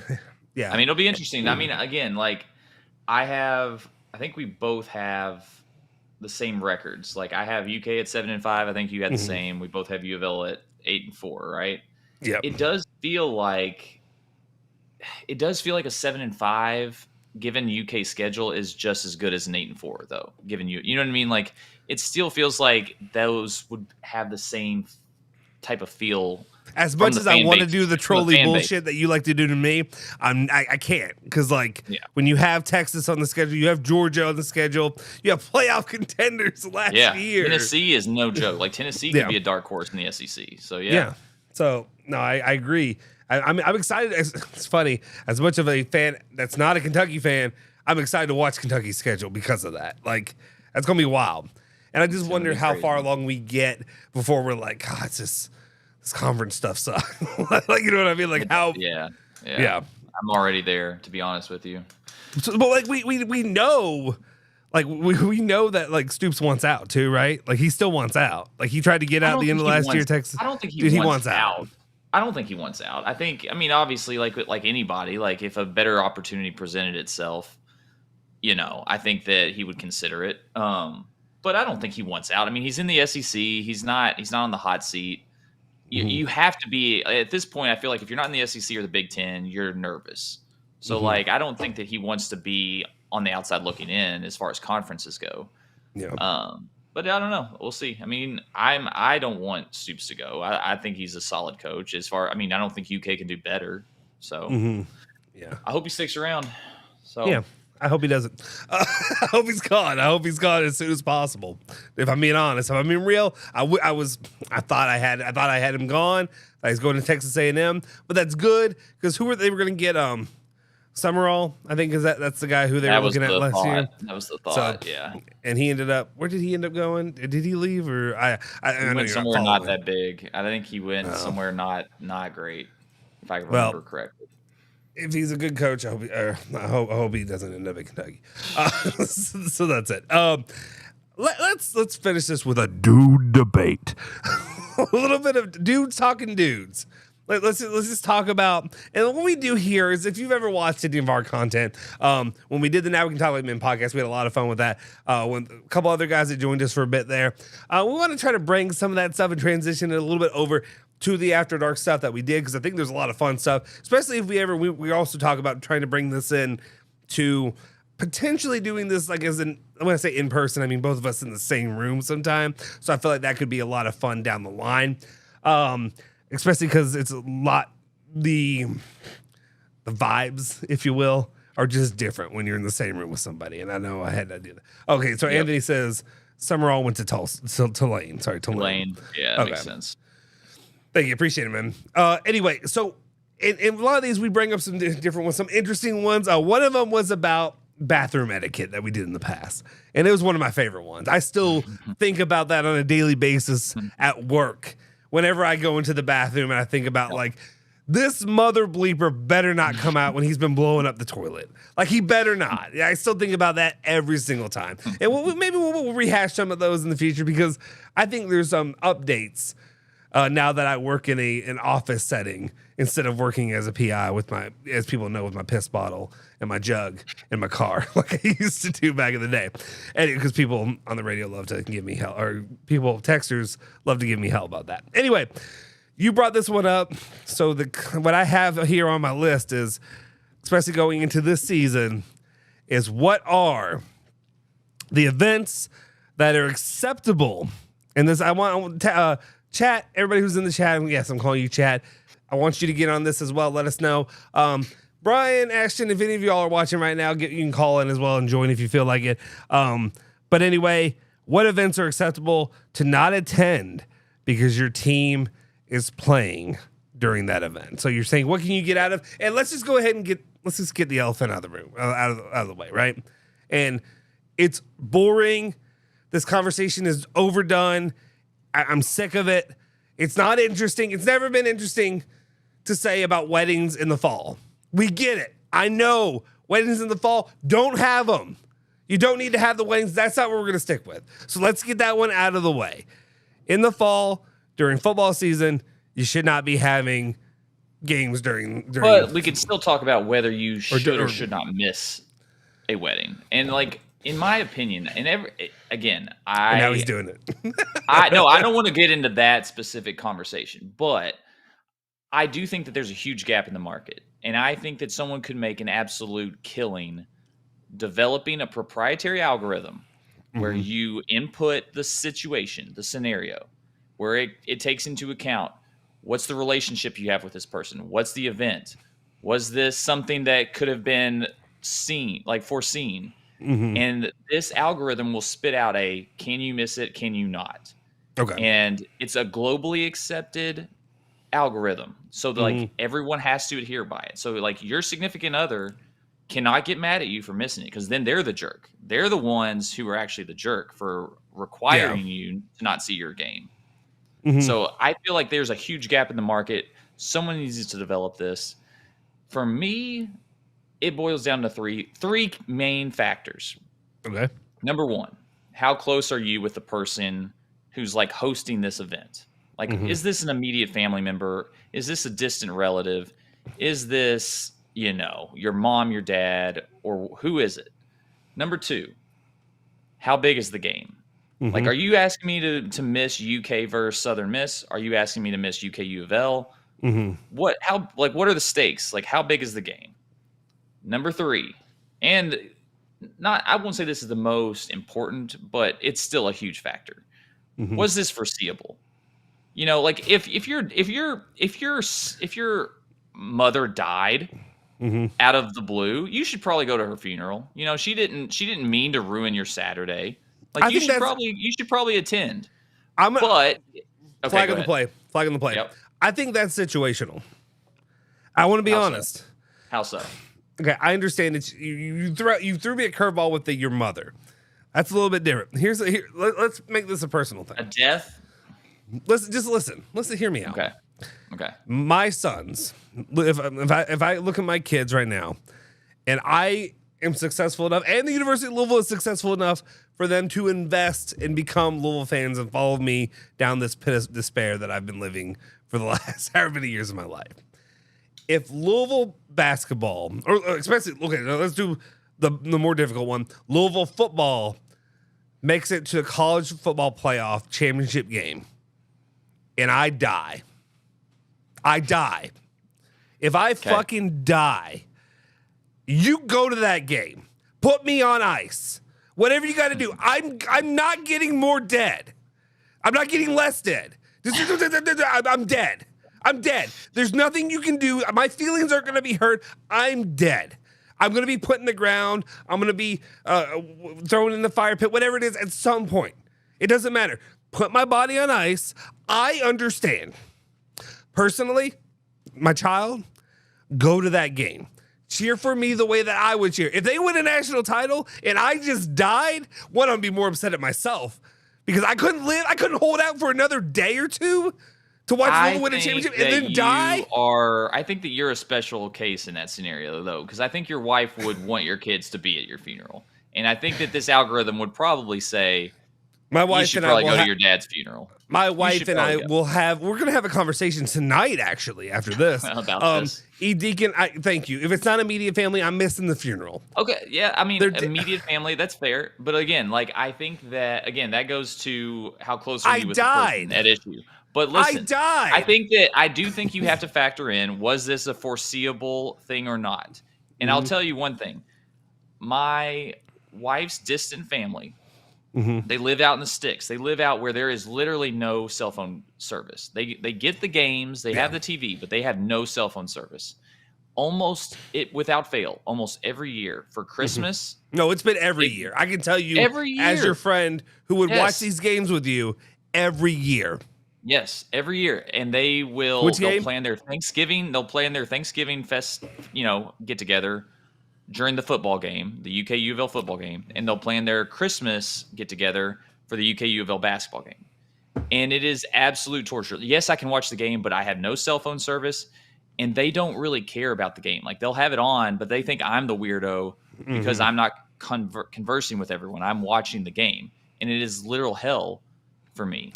So I think, again, this is foreseeable. They put the schedule out months in advance. So, like, can you not schedule it not on that day? So foreseeability, it matters. I think that has to factor in. So, anyways, we can run through scenarios of can you not miss, but those those are the three pillars. I don't want to move from this one something. yet. I'm not ready to move on. Guys, smash that fucking like button, hit the subscribe button, all that stuff for me right now. Do me a favor, go to the YouTube channel and do all that. I can't move on from this, and I'm so happy that you brought that up because I totally forgot about that. I totally would have moved on without even thinking about that. Since you all have been together, every UK U of L football game, I'm pretty sure since U of L UK moved it to be at the end of the season, you have been absent. You have not been there. Not true. And there's not true. I've made it. We've had this discussion numerous times, and I have again, till I'm blue in the face, I have explained to her, like, why. Like, why are they doing it on this day of all days? They put the schedule out months in advance. But anyways, I am allowed to miss one of the two. I can miss either the basketball game or the football game, but I cannot miss both. Okay. And again, I think this algorithm, should it be developed, would get me out of both. I honestly think it's shitty on them that not only is it an issue for one of those holidays, for both of them. Correct. Like, at that point, get your shit together. Like, there's no reason. Okay. Actually, this year, I think Louisville, Kentucky basketball plays. It's earlier, isn't it? I don't even know. Just like I'm pulling it up. I just know that they're going to be celebrating Christmas on that day. I want to say it's earlier. It's almost like they plan it on purpose. December 14th. There's no way they're having it 11 days early from the birth of Jesus Christ. Is it a Saturday? Is it a Saturday? Is it on a Saturday? Because if it is, then it's a Saturday. 11 days early. Yep. Oh, yep. Why? No, they'll do it that day. Because Christmas isn't for another. Christmas isn't for another 11 days. A week and a half later. Doesn't matter. And they're gonna have matter. Yep. So again, I think have you considered divorce? Like, has divorce been an option? Has it been thrown out there? No, not yet. But no, I mean, again, you have to be able to account for this because a death, I don't think is foreseeable. So I think funerals, whatever. Emergency situations, like, fine. But you got, like, a birth of a child. Like, okay, you didn't know he was going to be born on that day. But, that stuff matters. So, but again, these family events, here's another caveat I want to say. Can I argue that too? What in a minute. But the last point I want to make when you're ovulating, when you're having sex with your wife. But you don't know when the baby's going to come early or not, though. You know what I mean? You don't know he's going to come on a Saturday versus a Thursday. Have sex during football season, and it won't be born till the summer. Probably. But what if you're having trouble? You know what I'm saying? You got to get you want to have a kid that bad? I guess some people do. But anyways, like, here's the thing I also want to caveat too. If you have to go to an event like this, like you're forced to, it should absolutely be socially, like, acceptable that you will be on your phone the whole time. Like, don't like think I'm the jerk because I'm not talking to you. I'm looking at my phone. You're forcing me to be here. I will be here physically, but like emotionally, spiritually, mentally, I will be with my phone and looking at the game. Next level from that. If you have some event that you're inviting a group of people to, and especially, and we're going with extreme situations by saying Louisville, Kentucky basketball or football games, like them playing each other. And those in circumstances, you have the game on somewhere in the venue, wherever you are. Whatever. Yeah, if it's a funeral, no, you have it playing. No, you put the TV on the casket as they're lowering it. They're lowering my hopes and dreams of Louisville basketball with Granny. Granny's going down. So is PK. So there he goes. Let's. And I think Godby actually talked about this Friday with Strebel, and he talked about he has an agreement with his wife that once football season comes around, like he gets his stuff done through the week, but Saturday, I think he said Saturday from 11 a.m. to 1 a.m. They have an agreement. He does everything else throughout the week. He gets everything taken care of. But during that time, it's football time, and he's allowed to watch and do whatever he wants when it comes to sports the entire season. And I think he said every Saturday, every single Saturday of football season, then every single one. But he's then given up. That means he doesn't watch NFL. No, here's what I think he didn't care as much. Kind of like I don't really care as much as NFL. You pick your battles. His agreement with his wife is she's allowed to do whatever she wants with the house, like decorate anything, put anything anywhere, whatever she wants to do, she does it. Like she doesn't ask him a question, she just does it. Which I'd be willing to give that because I don't really have that control and I don't get anything out of it anyway. Like for most of us. And then the other part is because of that. I think she was moving, and I don't know the specifics of it. He talked about it, but his mother-in-law is moving into a new home like this weekend or next weekend. He doesn't have to help. He doesn't have to do anything. She's going to go by herself to help her mother-in-law or help her mother move into wherever she's going to be living. And as the husband, he doesn't have to do a single thing. He gets out of it. He has a get out of jail free card. So, all right, real talk though. Like, let's not be facetious. Let's say your mother dies. That was real. Like your mother dies. You all are playing Austin P on Saturday. Yeah. You gonna be sitting at home watching Austin P. Like, let's be real. I think a lot of funerals are on Wednesdays. No, I'm saying this is the only time. This is it. Had to do it. Well, here's the problem. I do know my mom wants to be cremated, so we can schedule that bad boy whenever. Put her on ice. It's the funeral. Everyone wants it on Saturday. You're the only hiccup. Okay. Are you gonna go? Are you gonna go to the funeral? Okay. Yes, I'll be at the funeral for Austin P. Okay. Austin P. I'll love you, Mom, and I'll just be watching it. Right, I'll have it. I believe on my that. phone. I do believe you would do that. Here's what I would do. Let's be real. For that game, for Austin P, I probably would just avoid the game and I'd watch it on recording that night. That's what I would do if I'm going to be real. I don't have to go to every game. I don't have to be at every game. That's one that I'd be willing to. I'll punt on. I'll punt on an Austin P. I'll punt on Jacksonville State. Is there a game on your calendar? Is there a game on your schedule that you would not attend the funeral? Like, okay, I understand you might be checking your phone. Is there a game on U of L's schedule where you would say, "Yeah, sorry guys, I'm gonna sit this funeral out"? Let's be real. For the funeral of my mother. Of your mother, yes. See, there's no way. So the Kentucky game, I wouldn't, because I've seen that story, and it's almost like Ethan Moore does this thing where he goes for a walk during the U of L UK basketball games, and he's considering doing it for football at this point because it's kind of like it's a waste of bleeping time anyway. Why am I going to let myself get all enraged during this game? I'd rather find out, and if they win, I'll go back and watch it. No, not in football. See, the problem. Here's my problem. And a lot of it has to go with kind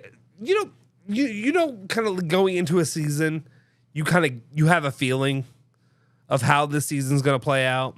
And last season was a little bit of an anomaly for me, where I never expected them to be, at least when they were sitting at 10-1, I didn't expect that to happen. You know what I mean? I expected some struggles down the line. This season, I don't have that, they call it the Bobby bump. Like the Bobby bump, you always get like the second season of Bobby Petrino would be like there. And it never came this time, but like the first time around, and then when Bobby went to Arkansas, that season you knew to buy your tickets. I don't know if I could get that feeling from Jeff Brom this year. So right now, there's not a game. Clemson, I've seen him lose to Clemson too much, but of course that was with guys like Scott Satterfield and then Bobby Petrino when he was doing Bobby Petrino things. Yeah. But damn it, and I know it's just making me sound like a bad fan, but like there's not a game. No, it doesn't make you sound like a bad fan. But not miss your, like I feel like those should be no. off the table. Like I feel like if it's an Okay. if it's an immediate family member, you should not miss funerals or weddings, in my opinion. If it's an immediate family member. Now again, I don't blame anyone for checking their phone. You can't miss an immediate family member's wedding. If Kentucky football made the playoff, yep, and you feel like they can compete for a title and win a championship, what are you doing? What's the scenario? What's this? Like, you got to give me the whole picture. Again, those are the three factors. Those three factors all have to be considered. I got it. Father-in-law, funeral. It can come any day. It could happen any day. Yeah, Allison, I hope you're watching this. It could happen any day. sorry for saying your wife. Father-in-law's funeral. Father-in-law funeral. It could happen at any moment. UK national title, championship. Wait, what are we basketball. talking? You said playoffs. Oh no, basketball, championship game, father-in-law's funeral. Well, I've never seen a funeral be played at night or be done at night. Basketball game is always at night. It is. It's a special thing. It's a religious choice. It's actually Bill is very religious. Bill wants to be buried out of the country. So it just happens to fall. He probably said that he wanted to be buried on the national championship night that UK's playing in. He made sure to put that in his will. He wants a burial at sea. It just happens to be in the Pacific Ocean, and it's going to be at the same time as the championship game. I mean, I'll be honest. I'll be at the funeral. Like, I will be on my phone the whole time, but because I would literally get I would never get to live that down. Like, the divorce would happen, so I would be at the funeral. You can't fault a funeral. Like a funeral, if it is within it's your brother-in-law. Brother-in-law. It's your brother-in-law. How did he die? It was his own fault. It's his own fault. Then I'm not going. Yeah, I'm not gonna go. Okay. I'll be sick. I'm gonna get a case of like some type of like strep throat or something. I won't be there. What other circumstances do you have any other circumstances? Yeah. I mean, so let's say your close friend who just was never into sports, but he's your very close friend. He's having a baby shower, and he wants all of you all to be there. Okay. And it's very important to him. He's let you know, like, he's your childhood friend. You were his best man in his wedding. He wants you there. A guy is having a baby shower. Yeah, you know how they are these days, where they have couple baby showers. Like, you know how it is. He wants you there. U of L is playing. U of L is playing Virginia. Yeah. You gonna sit home, or are you gonna go to your best friend's baby shower? I am watching the game. Ooh. I'm watching the game. I'm sorry. No, baby showers don't do it for me. Okay. My wife, I've had 2 children, and I don't think my wife's had a real baby shower in either one. I think they had like another one. I think they had no. I think they had like an evening where like some girls got together for dinner, and that was it. Like no. We've never had the baby shower. We had a COVID baby, and then we had a baby post COVID, and it's just we never did it. So I'm sorry, you don't get to do it either. I'm not going to change my time for you. You are in the delivery room. Everything seems cool. Like nothing's going down. Whatever. U of L's in the national championship game of basketball. The game just went into overtime. Your wife just goes into labor. She's yelling at you. She's saying, "Turn that TV off. I'm going into labor. Turn that TV off." Are you turning that TV off? I can answer this. I can answer this from personal experience, and my wife will tell you this. Because U of L was not in the national championship game. No, I can tell you this. During the birth of my first child, I had ESPN on TV during it, playing a replay of a team that I don't even like, Kentucky beating Michigan State earlier in the season. It was just happened to be on, and my wife let it be. My wife, she just let it play the compression, like as she's feeling it hitting, and my son's coming out of there, and she's catching it on her own. The game's on the TV. So sure. Louisville basketball. But she probably is not. But she's probably not noticing that you're like. But what if she is like literally seeing you, like your gaze is not leaving the TV, and she goes, "Turn that off." Are you turning that game off? My wife wouldn't. I know. I know you're speaking. We're not playing you're speaking from experience because I know how your wife can be. We're not playing this realistic. We're playing. Yeah. She is telling you to turn it off. Are you turning it off? No, it's on. No, this is one I will. No, this will not. I will not budge on this one. And here's the better part: is it doesn't even have to be Louisville national title game. It could be Louisville playing crap bum state. It could be Louisville Jacksonville State. If we're in a place where there is a TV and you're giving birth, we're at beat-ups, baby. Play the game. Keep it on. I'm gonna keep an eye on it. Like, no, I'm sorry. This will be the best way to say, hey, son, you or my daughter. If I have a daughter, you came into this world, babe, and you came in. You came into this world at the under 4 buzzer, the under 4 timeout. Louisville went on to win that game against Michigan State off of a Ryan McMahon 3 in the buzzer. I don't know. All right, Nicole says, I have a friend whose wedding was on U of L versus Kentucky. She hates sports because of this one thing. She is walking up to her groom. She gets there. He lifts her veil. It's his face. Oh, wait. It says the face says Louisville lost. Oh. Wait. They're divorced now. That's nice. Great. Yeah. I see. I don't know. I feel like you are more willing to cross that boundary than I am. I feel like I am. I am absolutely.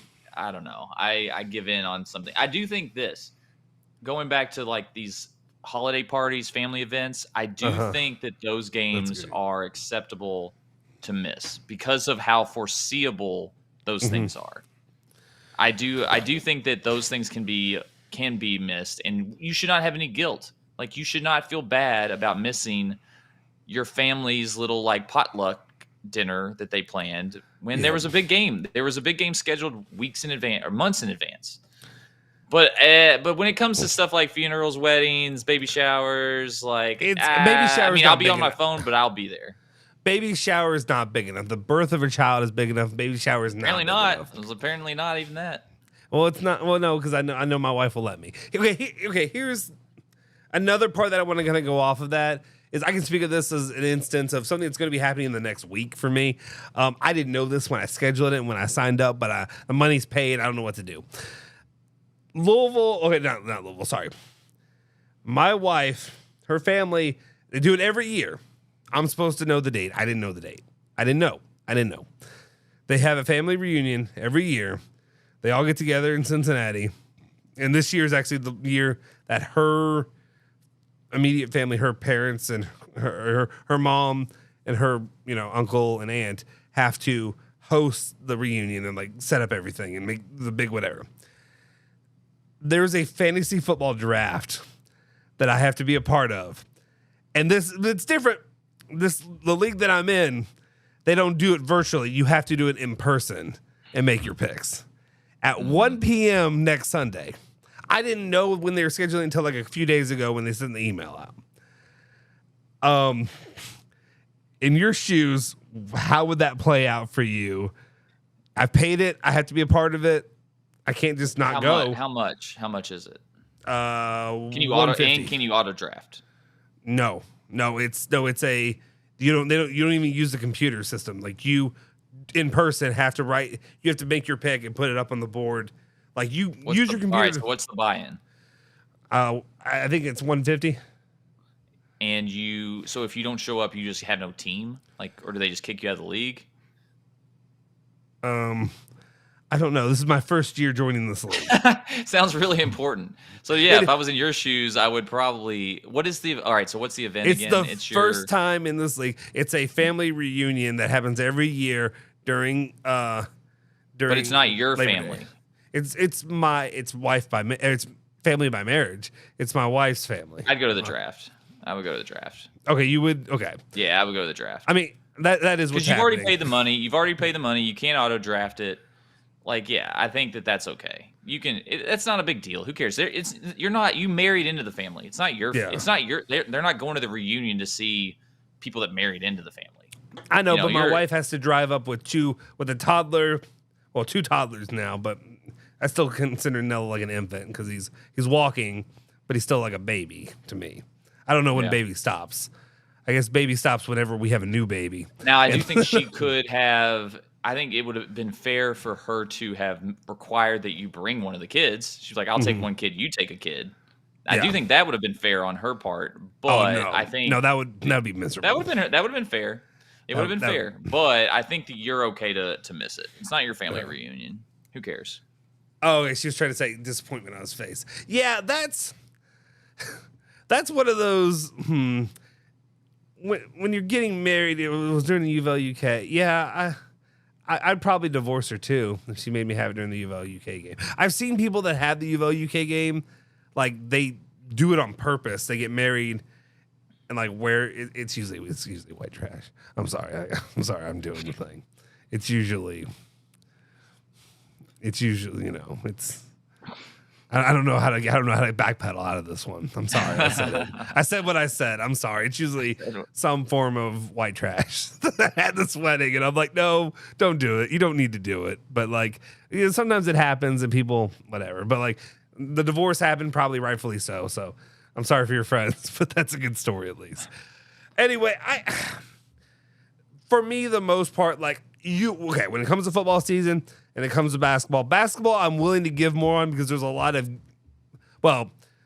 previously is when Louisville was Louisville, and I feel like they're going to be again with Pat Kelsey this year. There are a lot of give me games that I can miss out on. I know there's been Valentine's Days that I've missed a game before. Mm-hmm. I remember I missed St. John's back in 2013. The only game I didn't see that season because of freaking Valentine's Day. I'm willing to give it on that because there's a lot more there. Yeah. But if it's a big game, if it's a rivalry game, if it's UVL UK, because UVL UK, I think the older I get, the less vitriolic I am in the rivalry. Maybe it's also just being subdued by loss after loss after loss after loss after loss. But I have less rage. Maybe it's like how you said a few years ago. I got a child now. There's bigger things in life. Yeah, I only said that because UK was like, I know that's why I'm saying it now because Louisville's been losing and losing.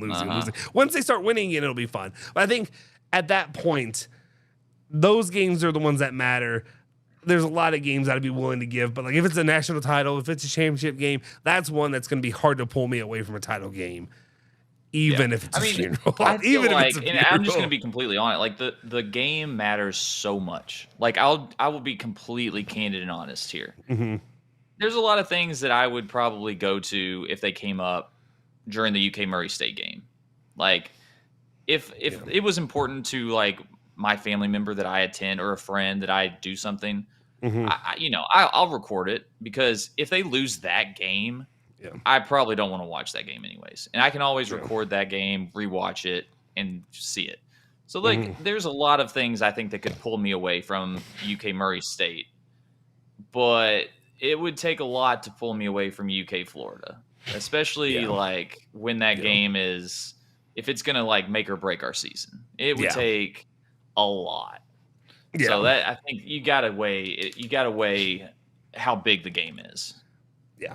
No, I agree. I definitely agree with that. I could see, there's plenty of ones I want to say like I'm not willing to give them, but I'm willing to give a lot actually now that I think about it. A lot of these games, and that's kind of like where I feel like maybe we'll revisit this a little bit and see if there's something that pops up like that because I really would like to see circumstantial how that may change in the future. I mean, honestly, I feel like we're going to probably end up revisiting this conversation when one of us inevitably has plans come up during it's inevitable. It will happen.